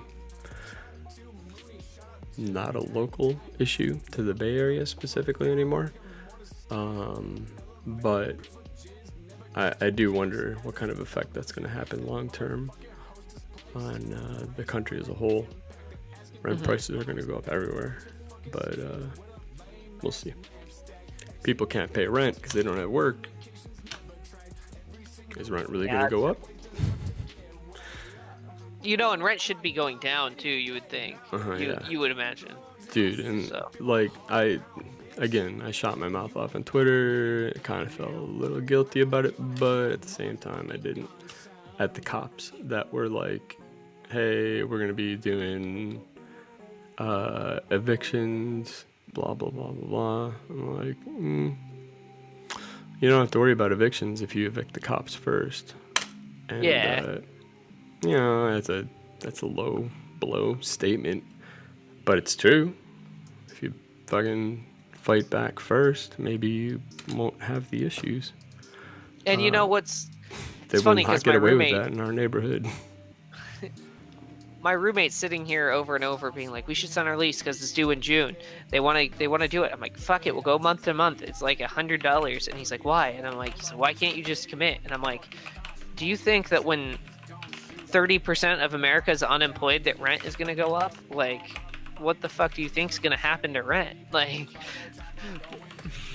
you know what I mean? Like, I don't understand why you want to pay that much money right now. I don't know. Doesn't make sense to me. Yeah, I think a lot of people are in dreamland still.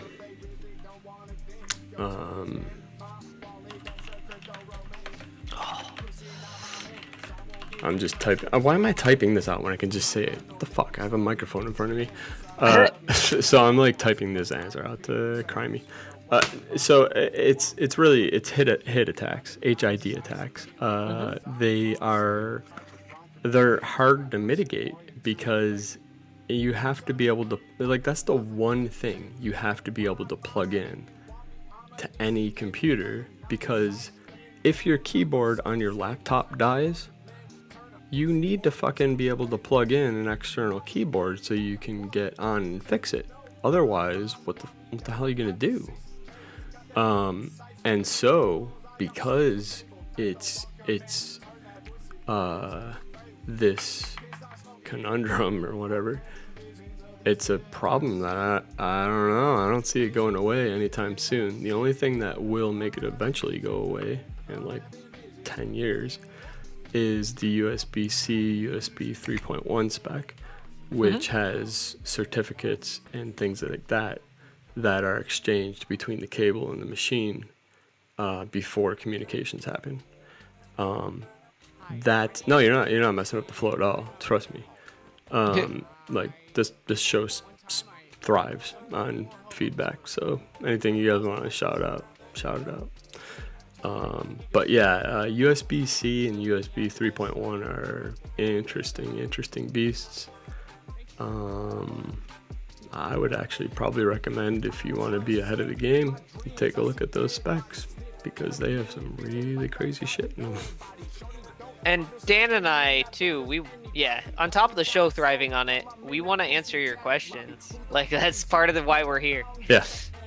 Yeah. It's it's not to get famous. I like, it's literally the last thing I want.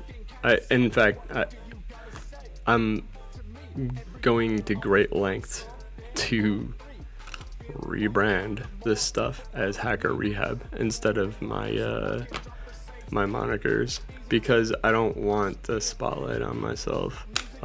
Specifically, I don't mind a little bit of attention from people that I find cool, and it's good to see you, buddy. It's been fucking forever. I like the audience, if you want to call it that, but I like the people that hang with us on the stream. I think when it starts getting, you start getting like thousands of people watching and stuff, yeah, maybe you can make money from it, but that's a sucky way to interact with people. I don't want to do that. It's already hard enough with the Twitter stuff. And I mean, we've had this talk too, Dan, where I was like, I've had accounts on Twitter where they've gotten bigger and I just abandon them, just because I don't know, man. Like I told you, there's only a few people that I actually want to follow me that I actually even give a shit about, and that's it. Like, I don't care. I literally will, if I have 250 followers for the rest of my Twitter, I don't give a shit. Yeah, that's where I'm at. I got a good healthy balance right now, by distributing accounts. But like, if I only had the one still, I would probably have closed it by now easily. I would have just gotten rid of it. Like, it's the big account is it's fun. Don't get me wrong. I'm not gonna say it's not fun. It's just a lie. People that bitch and they're like, oh my god, it's such a hard thing for me to deal with. Yeah, right. Please. We're all on Twitter for one reason. For self-masturbation. Okay? We're all stroking our own egos at some point in this equation. I think we can all admit that. Actually, no, we can't. It's hard for us to admit that. But it's true.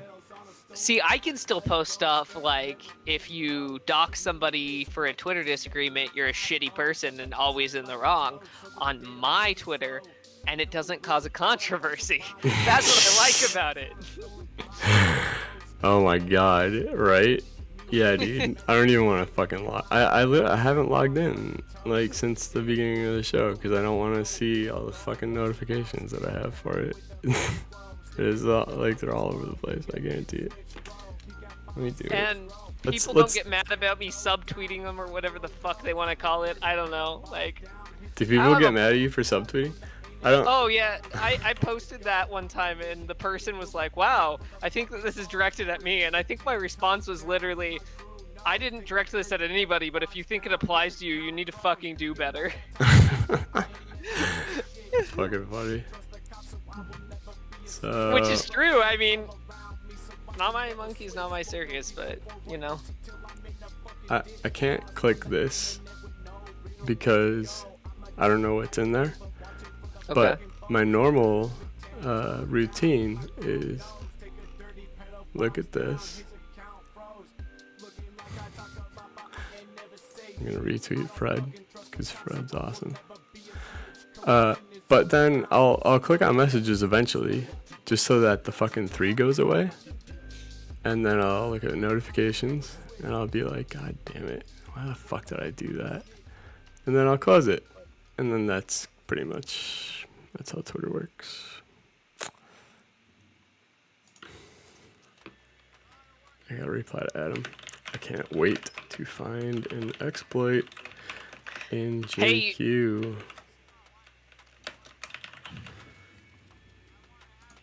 Wouldn't that be fucking awesome? JQ, by the way, is the thing that was on my screen a little while ago. It's right here. It formats this into nice looking text with one little pipe. And pretty goddamn amazing. Like, it's wonderful for doing fun things like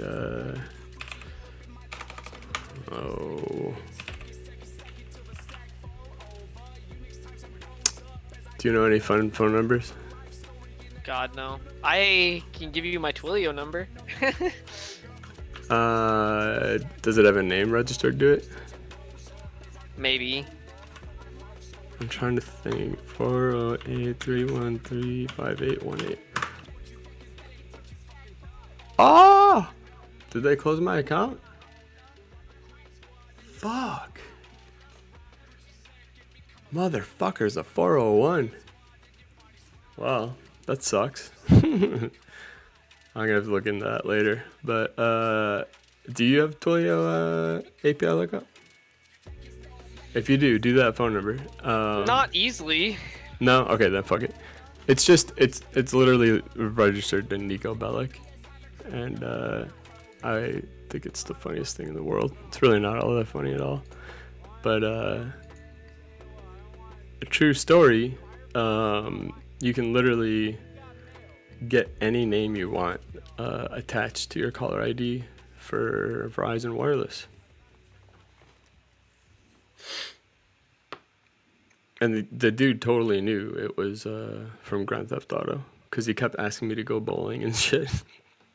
Actually, really funny. Hey, brother, you want to go bowling? Yeah, that's what he kept saying. And like, it was a really funny conversation. And I just straight up asked him at one point. I'm like, so I can just use any name I want, right? As long as it doesn't have a swear word in it. Is that the metric? And he told me the exact metrics for it. And it boils down to, it can't be lewd, and it can't be like F-U-C-K. You can certainly spell it F-U-C-H-E. Maybe Y-E-W is your last name. And probably that will work. Motherfucking girlfriend. This right. Line. Dude, just young internet. He's blowing up, man. He's blowing up. I'll play the rest of this track. Let's do it. Let's find some stuff to talk about. I don't regret nothing cause I'm living. I be getting high every day, I can't quit it. I be getting drunk just to kill my nervous system.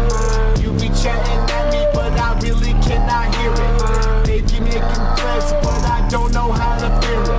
I cannot stop with this nerdy dog rapping. Pistol toting while I compound, never catch me lacking. I'ma keep running this game, do not at me.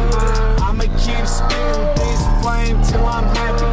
I cannot stop with this nerdy dog rapping. Pistol toting while I compound, never catch me lacking. I'ma keep running this game, do not at me. I'ma keep spitting this flame till I'm happy.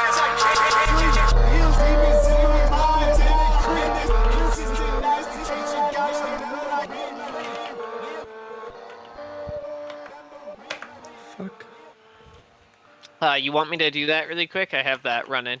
The API.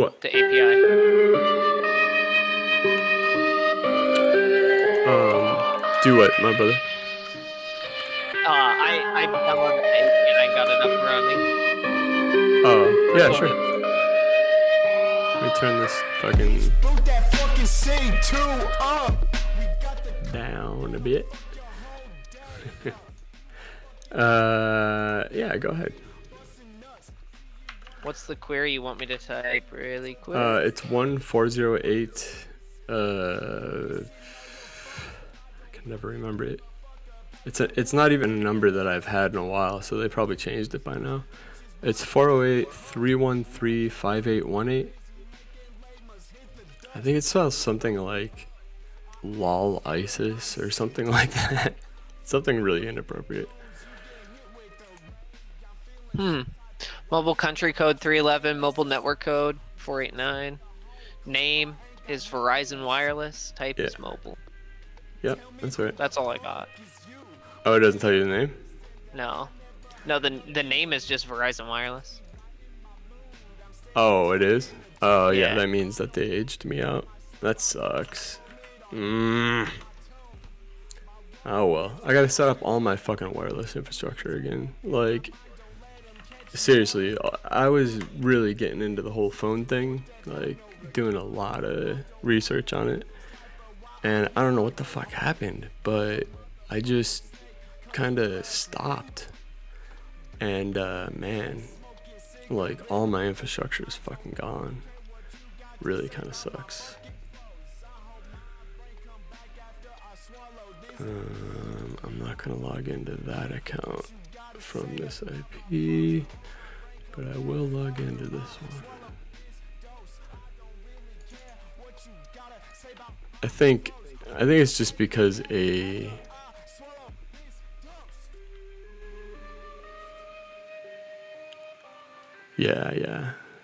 lack of funds. It's because of the SIM cards. They charge you $5 a month for the SIM cards. Oh yeah.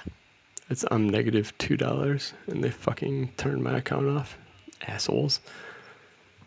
All right. That is pretty shitty. It is shitty.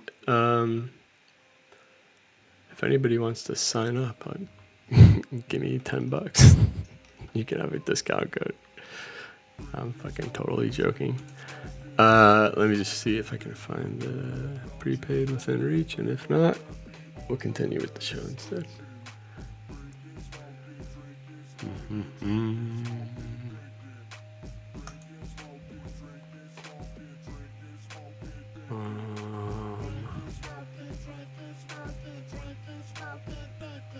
Oh, it's sad that I recall these fucking cards. That one should be good. Nope.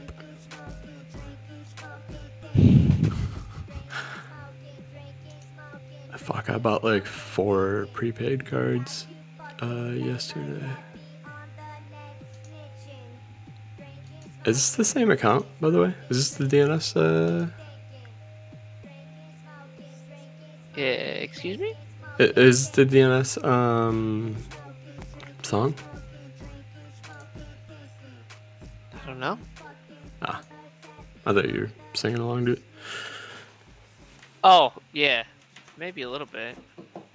I'm like doing something while in here, so sorry if I'm No worries, my dude. outy, dude. Let me just make sure. And that, by the way, was not a brag about the cards.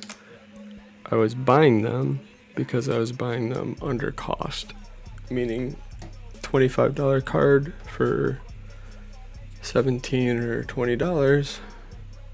It's kind of something that you should do because it's free money. Have you tried that purse.io thing? Nah, dude. You think it's a ripoff? I don't know, man. I hope not. I mean, I'm kind of at the point now where I would just rather get my shit legit most of the time, or like not legit, but like through the sources. I can understand being there. I don't know, risk reward for me. well, it's not. It goes to my name. I'm not hiding. Yeah. Like it literally goes to my name and shit. It's just that it's like a way for me to sell Bitcoin and stuff, Fair enough. and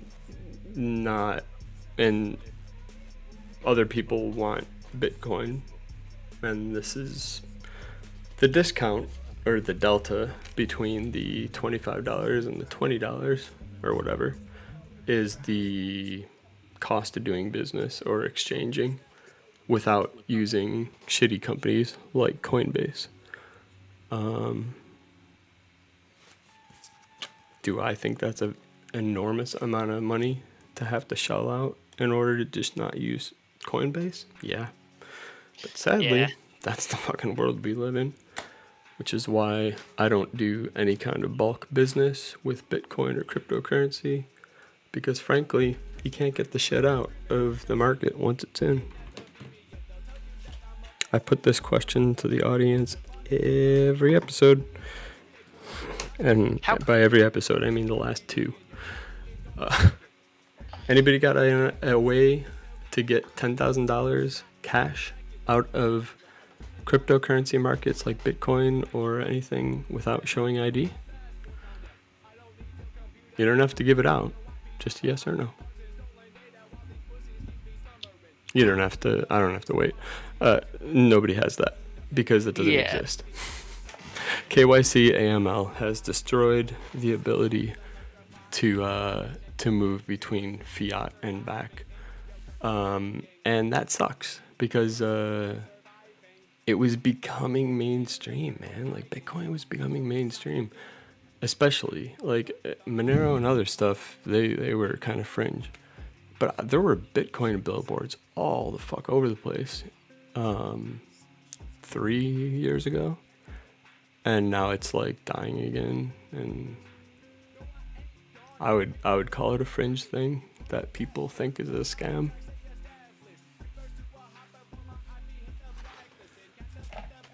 Maybe that's just my interpretation. Maybe it's wrong.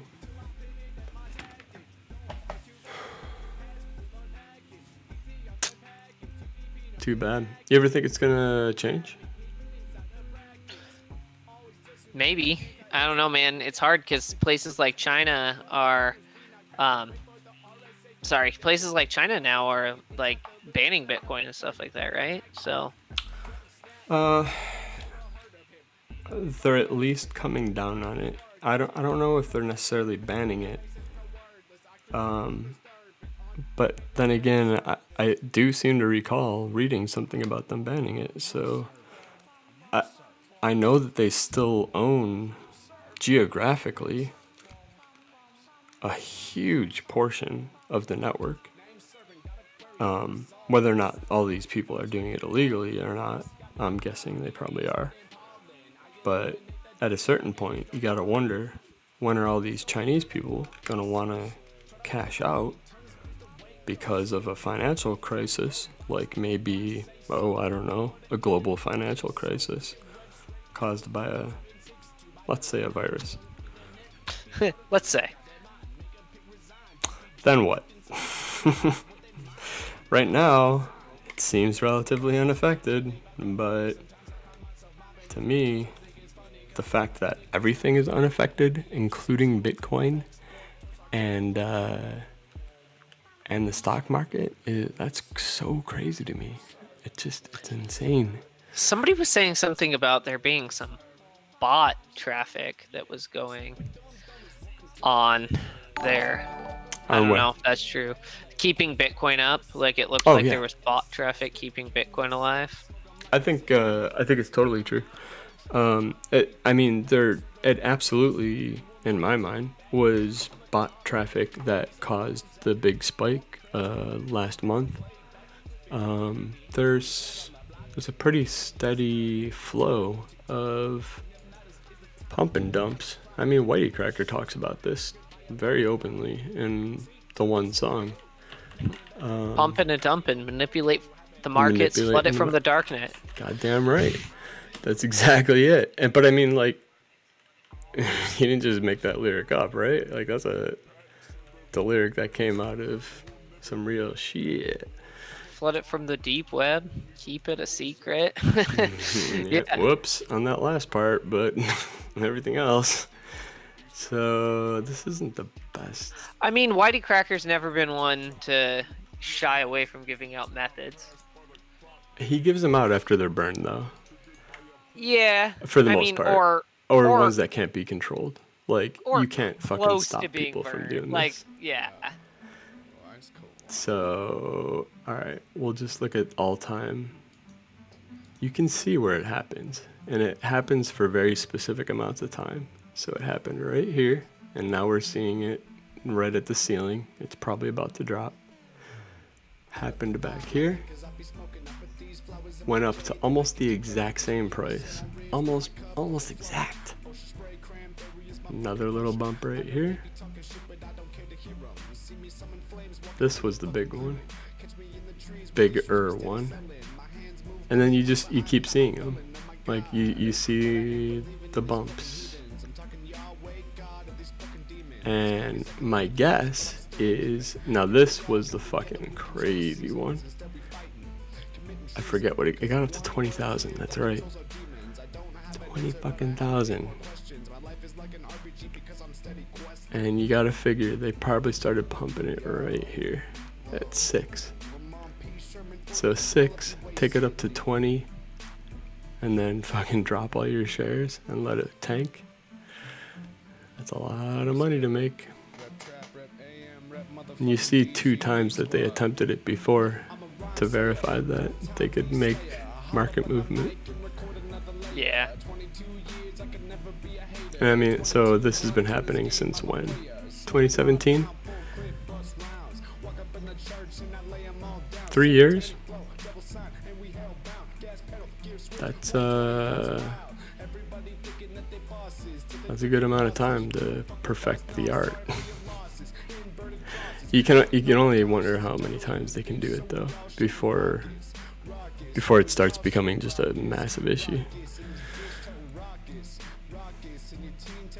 Ray Colazo, I can give you a shout, but you have to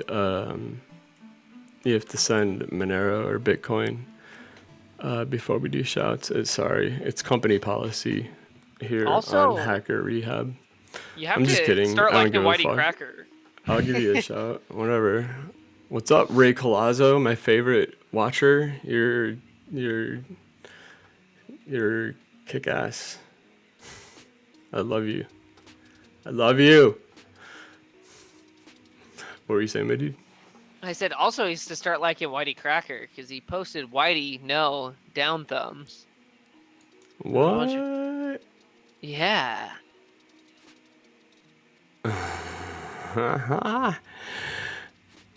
Who is I'm trying to think if I recognize that name. I got so lucky with recognizing even one person today. The Abyss Watch. Oh, hey, wow. Was not expecting the Abyss Watcher to show up. I'm pretty sure I know who that is. Do I know who it is? Yeah, maybe.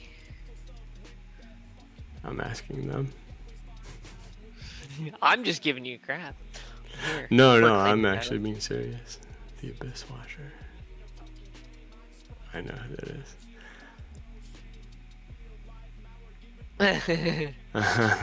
Answer. That kind of reply. Shit. Love you. You should come on the show. Why don't you fucking do it up? I'm not gonna blow up your spot. And like, dude, I just fucking did. I'm not gonna. If you want upgrade, give you a shout. Ask Me? him because I already gave you a shout. I'm not doing it again. I think Is there he. Monero? Oh, maybe it is a fucking. Oh, it actually is a bot. And that makes sense with the other 2 that I'm noticing now. Okay. Derp. I'm like, they want an upgrade shout? Fuck. No, it's a. I know, but when you said that, I was like, who would want me to shout them out? I'm nobody, dude. I'm just some fucking idiot on the computer. No, people are fucking stupid like that. That's why this bot's so effective. Like, it probably trolls a shit ton of people because I've noticed just on Twitter, people will be like, hey, follow me back. And can you like say that you're my friend and stuff? I'm like, what? What are you fucking talking about? I don't know you. First of all, and what the fuck? I barely am able to follow my friends back. I'm not just gonna follow random people. What the fuck? Ask Zuff. What do you mean? You're barely able to follow your friends back. Ask Zuff. Am I not following him? No, remember that was last week where he was like, "You're not even following me. What the hell, dude?" Oh, I thought that was Freck, but I wouldn't even doubt it was Zuff too. Yeah. I'm terrible at it. Cap. Where are these bots? They're on YouTube. Why the fuck are they on YouTube? That would explain the 253 count, though. I was wondering why this shit. Oh, yeah. 219 viewers on YouTube. Right. Nobody watches YouTube. Nobody watches YouTube. Oh, my VK stream is down. Shit. Oh, dude. Okay, that's annoying. Like, put your fucking stupid bots in my shit, but don't make them talk, for God's sake. Except for if they call me pretty and nice things, then they can talk. That's actually just gonna be not fair. That's calling you pretty and nice things. Sorry. Not gonna come from me. I don't know you like that, you know. Come on, we've known each other long enough. I'm getting some negative vibes tonight. Oh no, you're I'm so just pretty. You're such a nice teddy bear. Thank you. You need a hug. I feel so loved. Oh, I'm so glad that I Somebody stream. clip this. I'm so popular, and this is so amazing and so much better than real friends in real life. Although I will say, like, again, the crowd that is surrounding me currently, I love. But that's why I don't want this to grow bigger. I don't want this to be a big crowd. I like this bot. Can you play for Fortnite? Oh, I banned it. Is it still? Oh, it was a long time ago. It was like a minute ago. Sorry. Oh, But yeah, we're gonna go play Fortnite. That's what we do on this stream. We news, hack a sat, play good music, and play some fucking Fortnite. You nailed the format. Don't read the room at all. Perfect. But in a way it's brilliant, right? Because there are people that will find the stream out of nowhere. You can read. No, you can't. I know you can't, because I have it out of focus. I verified it. Tell me what it says. If you can read one entire line, I will send you. How much are Bitcoin transaction fees these days? Are they expensive still? I'll send you $5 in Bitcoin if you can read an entire line. It has to be an entire line, though. Anyways, what were we talking about? Sorry, I had to address that wild claim. Yeah. Well, there you go. And I was saying the brilliantness of it being just a rando, right? Like, especially because there's a algorithm on both Twitch and YouTube to eventually, what the fuck? Oh, I lost them. That was weird. Sorry. Oh, I thought you hung up. No, it was weird. It dropped for me. Well, it's the exploits happening. It's the you're Abyss hacking, Watcher. dude. You're using the reverse sat nav hack, you know? You can't drop that one though. That one's secret. It's just an ASUS hack. I'm sending you a photo in a DM. I got that Twilio thing working. I just don't want to share my screen because it's a whole fucking ordeal on Wayland. But I did get it to go back and show that the caller ID said the right thing. So that's my shitty code. You said it did say the right thing? Yeah. I sent you a DM on Twitter that has the. Oh fuck the yeah! proof. Maybe I didn't lose that account then. To which I say it doesn't matter because I just gave my fucking phone number out across the stream then. It doesn't matter. It's a prepaid Verizon account. I don't give a fuck. And it's registered to Nico Bellic. I mean, come on. Honest to God, I literally can't go to a Verizon store. And I own the phone. I own everything. I can show them the SIM card. I can show them my phone, and they will not help me. So good luck, unless you know people that work there, obviously. Good luck doing anything on that. In fact, maybe we should make that a capture the flag thing too. We got 3 ideas so far. We got the wireless stuff. I'm gonna throw a social engineering attack in, but I actually need to read something from a legal perspective before we do that. But because that one potentially involves. Oh, I have some CTF ideas for you. Yeah. As well. I want to do some crazy shit though. Like I don't want to do regular CTF stuff. I want to do stuff like you have to social engineer my power off, something like that. You know what I mean? Mm-hmm. And like, I don't think that's a good idea for you. I think it's fine. The obvious rules are no swatting and no idiocy. I don't want your number, your address getting out there. That's the main thing. I mean, it's eventually gonna get out anyways. I'll put it like this: it won't be a CTF until it's out. But I don't see that happening anytime soon. But that said, I have a good relationship with the dispatchers in my area. I'm not concerned terribly about swatting. That doesn't mean I'm immune to it or challenging anybody to do it. But what I'm trying to do is give the people that are doing crazy shit an outlet to do it that is not going to get you in trouble. So maybe it's misplaced.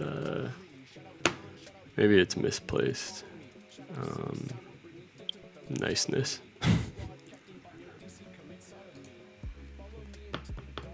Also known as idiocy. Good enough for government work. All right.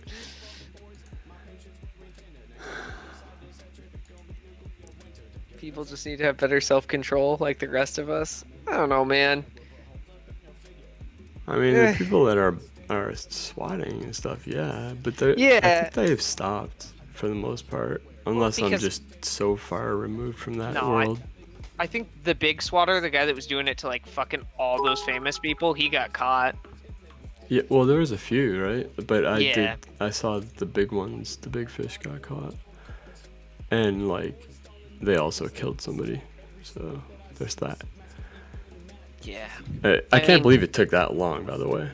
How many years of like high volume swatting was it before somebody finally fucking died? 10 years? That's amazing. Did you see the video where the guy was playing Counter-Strike and like he's playing with speakers and it's like bomb has been planted when he's getting swatted? No, I don't think I have, but Jesus, that's terrifying. Like that's why I don't take that shit lately. That's the one thing I take very seriously, actually. Dude, the funny things to do, like order a bunch of pizzas to somebody's house, do something like that, like whatever. That shit's fucking hilarious. Whatever. The one I said, turn my power off. That's a pretty hard thing to do, first of all.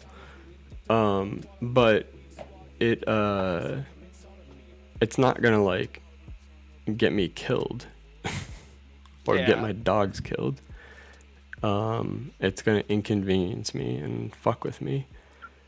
And I'll be annoyed, but I'd rather people start doing stuff like that to each other when they have beefs than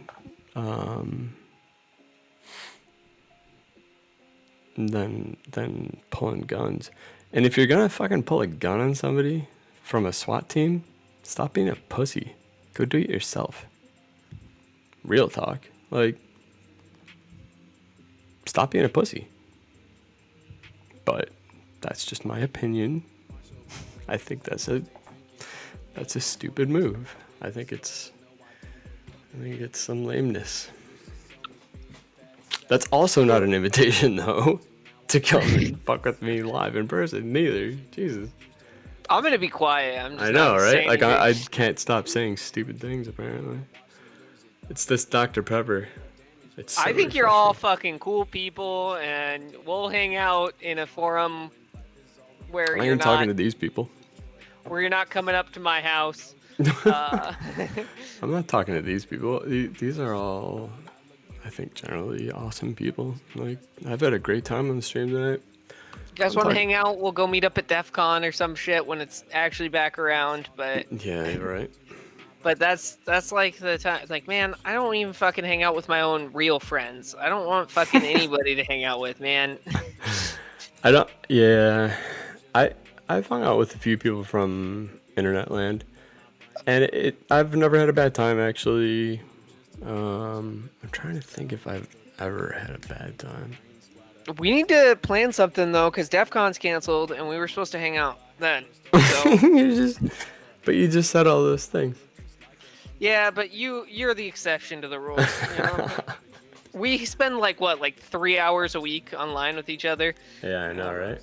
It's a little different. I don't think it's a problem. I think it's just new, right? Like, it's still new society wise, just like internet dating was new in the 90s and early 2000s, and now like what 40% of relationships are from e-dating services. So it just takes time. I had to think about that because I was telling you I was doing that Twilio shit for Tinder, like need for to when do that. girls asked for my Tinder or my number on Tinder, I could give them like a burner in case they were insane. Not that women are insane or men are insane; both are fucking They're insane both equally. insane. Yeah. Yeah, but I'm not dating men, so it doesn't fucking apply. To me. But anyways, I was thinking about it, and it fucking uploads MMS to a S3 bucket that's available publicly on the internet. So I don't know. Does I it? don't really. Yeah, I mean, you can send a delete request, but I don't know. What if a girl sent me like nudes, and then her fucking nudes are on an S3 bucket in the fucking cloud, and then they get leaked, and then she comes after me? You I know? know, right? Yeah, that'd So- be fucked up. But that's the least. I wouldn't worry about that. I think you're fine. Like, the odds of all that connecting are like very, very low. And if they do connect, I would suspect somebody was fucking with you. All right, so I have to redeem some of these points, by the way. So let me do that. Do you want music, or you want to wrap it? I need to The peeps. bounce soon, like maybe next 5 minutes. Yeah, I was thinking about doing the same, but I can squeeze in getting the doggos in here and take care of like 8 requests to get doggos in. Yeah, do that. To get the doggos. Think about my shirts. I was thinking about that. We should have jerseys with all of our names on them. It'd be kind of cool. I don't know. Maybe it's Oh yeah, right. Yeah, why not? I'm up for it. As long as I get number 666, I'm good. All right, I'm right back.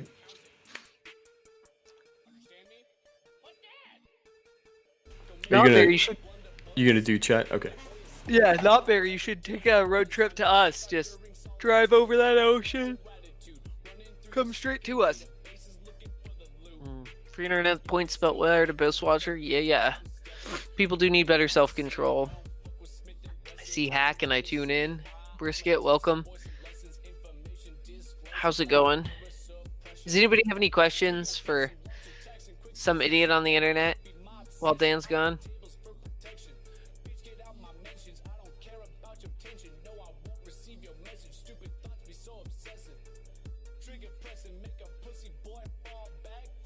I've done pen testing, hip security work, SOC work,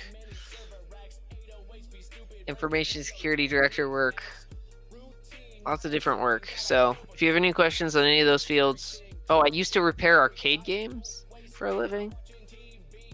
I don't know, that's a weird one. Or we could just bump to this.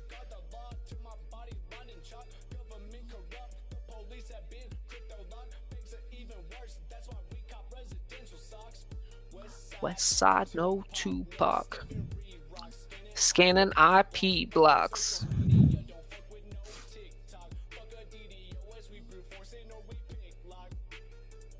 AK-47 is a mob drop.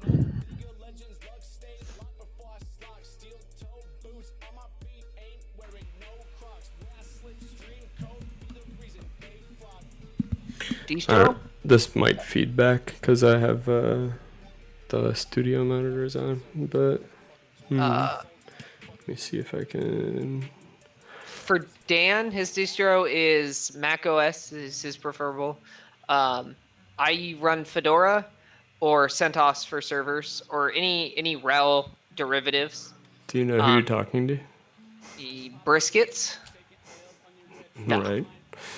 Do you know who that is? No.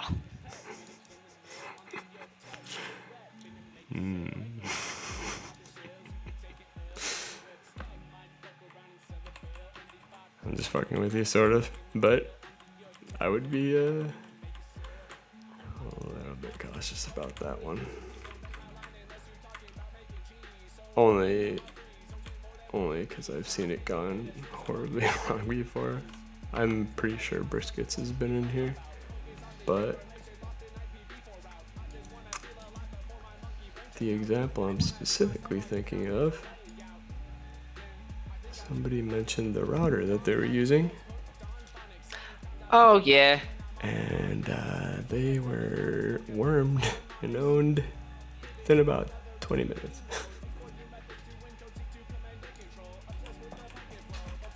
I'm not trying to say that they would do that. I haven't been in here. Oh, good. No, it's fine. I mean, I think I can't say it. If you have an O day for SE Linux and Fedora or in RHEL, and you're wasting it on me, man, you might want to fucking reconsider. I usually think the same way, except for there's a few crowds that I don't think that way about.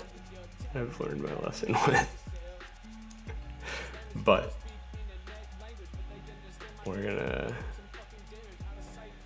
gonna get some doggos on the stream and calm everything the fuck down. Sorry, I'm just being paranoid, by the way. Yeah. Don't mind me. Well, sorry to out you, filthy Filthy Mac user. Yeah. I think everybody already knows I'm using Mac, and if they don't, I can't imagine how they couldn't possibly know by now. Now, of course, he's running Mac OS 9, not 10. You know, that's really the most stable, you know? Fuck. Running System 6 or whatever. System 6? Yeah, the old Macintosh System 6 in black and white. It's so new, though. Why would I wouldn't dare run something that new. Yeah. It's like too much. All right, let's fade this in so we can get some doggos. I had to burn because they were sleeping and they would not get up at all. But this one,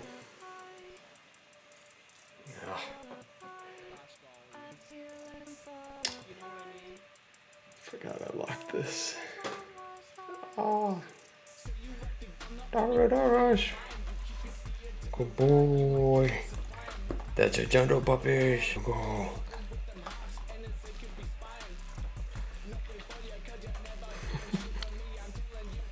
I love them. You little raptor.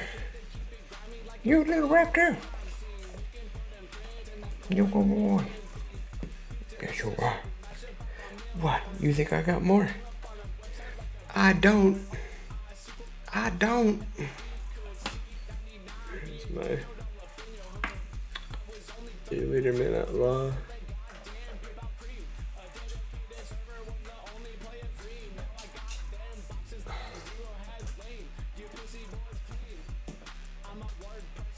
The dog's just staring directly into the camera. Yeah. He's he knows he's famous.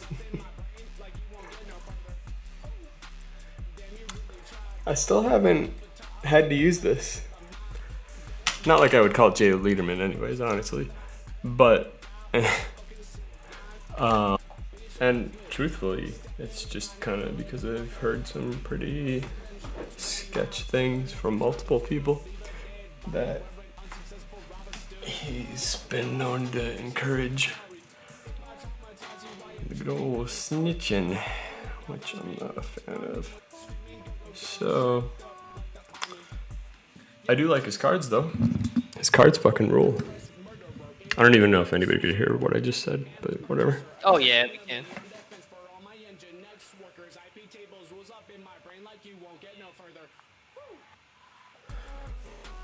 He does do good weed law, stuff like that. Who doesn't? Yep. Aha, 100% white hat. Mm-hmm. Exactly what a white hat would say. Well, and a black hat. Does it familiar now? Are you getting it yet? We'll talk after. I might be dense, dude. It's tough to pick up on at first. Okay, what breed is the doggo? Well, which one?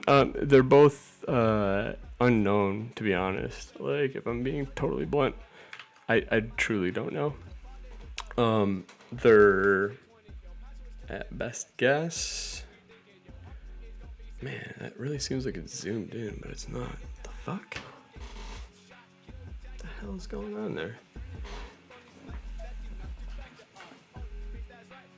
Best guess, they're kind of pit bull mixes, but at worst guess, the one's a horse, and the other one is a teddy bear. And a cat. I saw a little bit of cat in it. Cat? Yeah? Yeah, a little bit of cat in there, I was thinking. And the smaller one, maybe? Yeah, that was why. Because it was smaller, you know? Huh, I haven't considered cat, but I can get a DNA test. The only problem is that if they've committed any felonies or if they're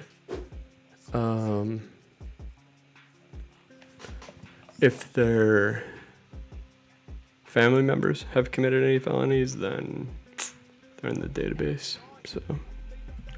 Oh damn, 23 and me, 23 and right. All of my family goes to prison. But for dogs. For dogs. That's a startup right there. Somebody started. Have that one. We're giving it to you.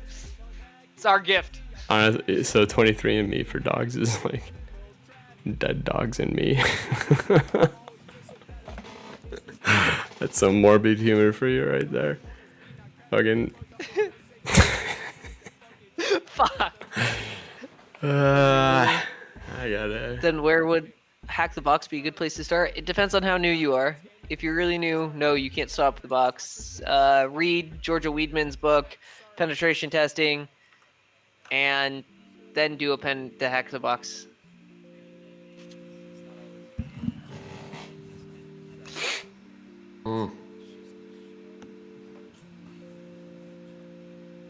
Dude, while you're adjusting your camera, I'm just sitting here answering chat questions. I appreciate it. I don't know what the Try Hack Me is good to start with. Briskets. I mean, you should really start with your fundamentals. Literally read Georgia Weidman's book. Look up the Cyber Mentor, I think, has a good series on penetration testing.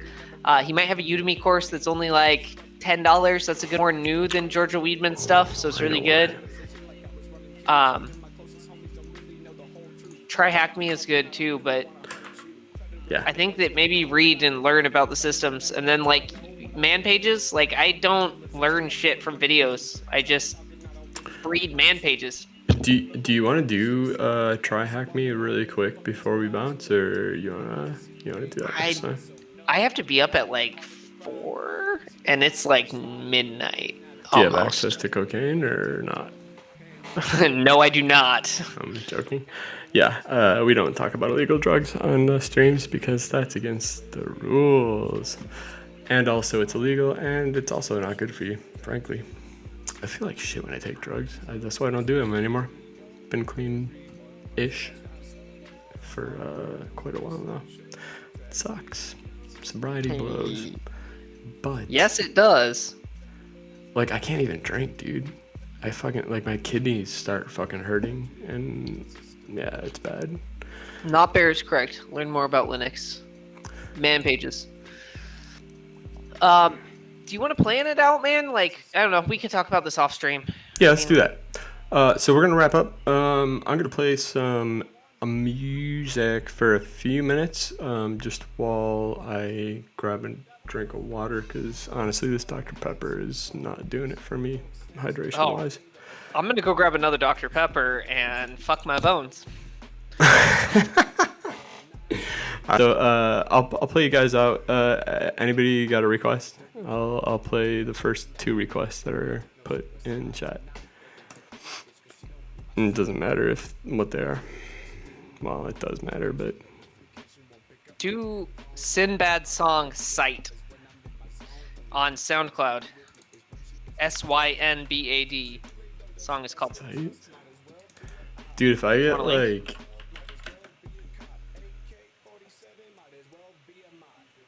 if I get copy struck for that, This is young internet, dude. I'm I don't gonna know. be very upset. It's young internet. He's not gonna copyright strike you. Wait, I thought you said it was Sinbad. Yeah, it's his second channel. Oh, I get what you're saying. What's the name of the song? I just linked it in chat. It's called Sight. Oh, I you think. got a song. Maybe I called didn't. Maybe I didn't link it. 1 second. No, I did. That's What the right is one. that?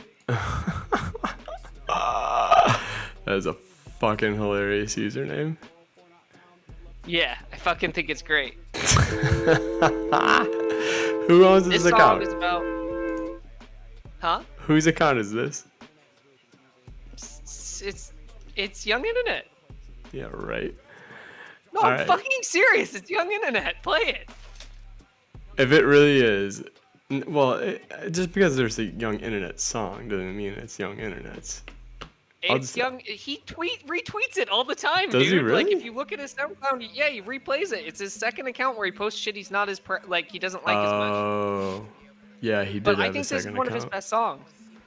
Dude, I gotta fucking like. I just noticed the name of the account, Yeah. not the Sinbad part though.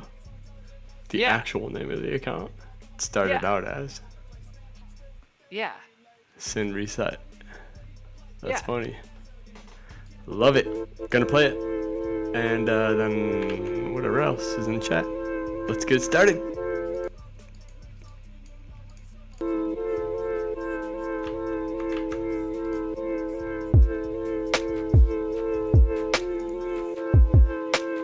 I can't see straight. Hey, I'm gonna be on if you wanna talk afterwards. No, I can't see. Vision blurred where I'm going, I can't tell. Tried to yell, I tried to cry for help. Ain't nobody gonna help me but myself. I had a vision that I made it to the top and then I fell. Fuck knows, Serta 30 magazine, let that bitch go. I ain't got shit to complain about, yes I know. Lost, I don't know where to go. All this pain nobody knows. I got visions of letting the 9 ring. Let the Draco sing, dreams of riding my enemies. But you know the worst enemy is me. Should I fall? Hope I fall gracefully as I wait patiently. See you later, guys. I actually didn't pod that down. I don't know why it stopped, but apparently it stopped. But it was pretty much at the end of the track. That's a fucking weird one. Had 29 seconds left. I'm gonna go back over to Spotify though. If anybody else has any other requests, throw them out. I definitely will play them. But I am gonna bid you farewell for the evening, and see you Well, maybe tomorrow. I mean, so the Hackasat, if you haven't signed up already, it's hackasat.com. I think it's open until Sunday. It's open till Monday midnight UTC, which is fuck only knows what actual time that is. I think it's 8 on Sunday night. But so far we got a decent amount of people. The team name is USAF because it's being put on by the Air Force. Like I figured they would enjoy that I used their acronym for a team name instead of them. So hopefully they don't get too to have a good night, and we'll see you tomorrow or whenever. We'll see you sometime. Peace.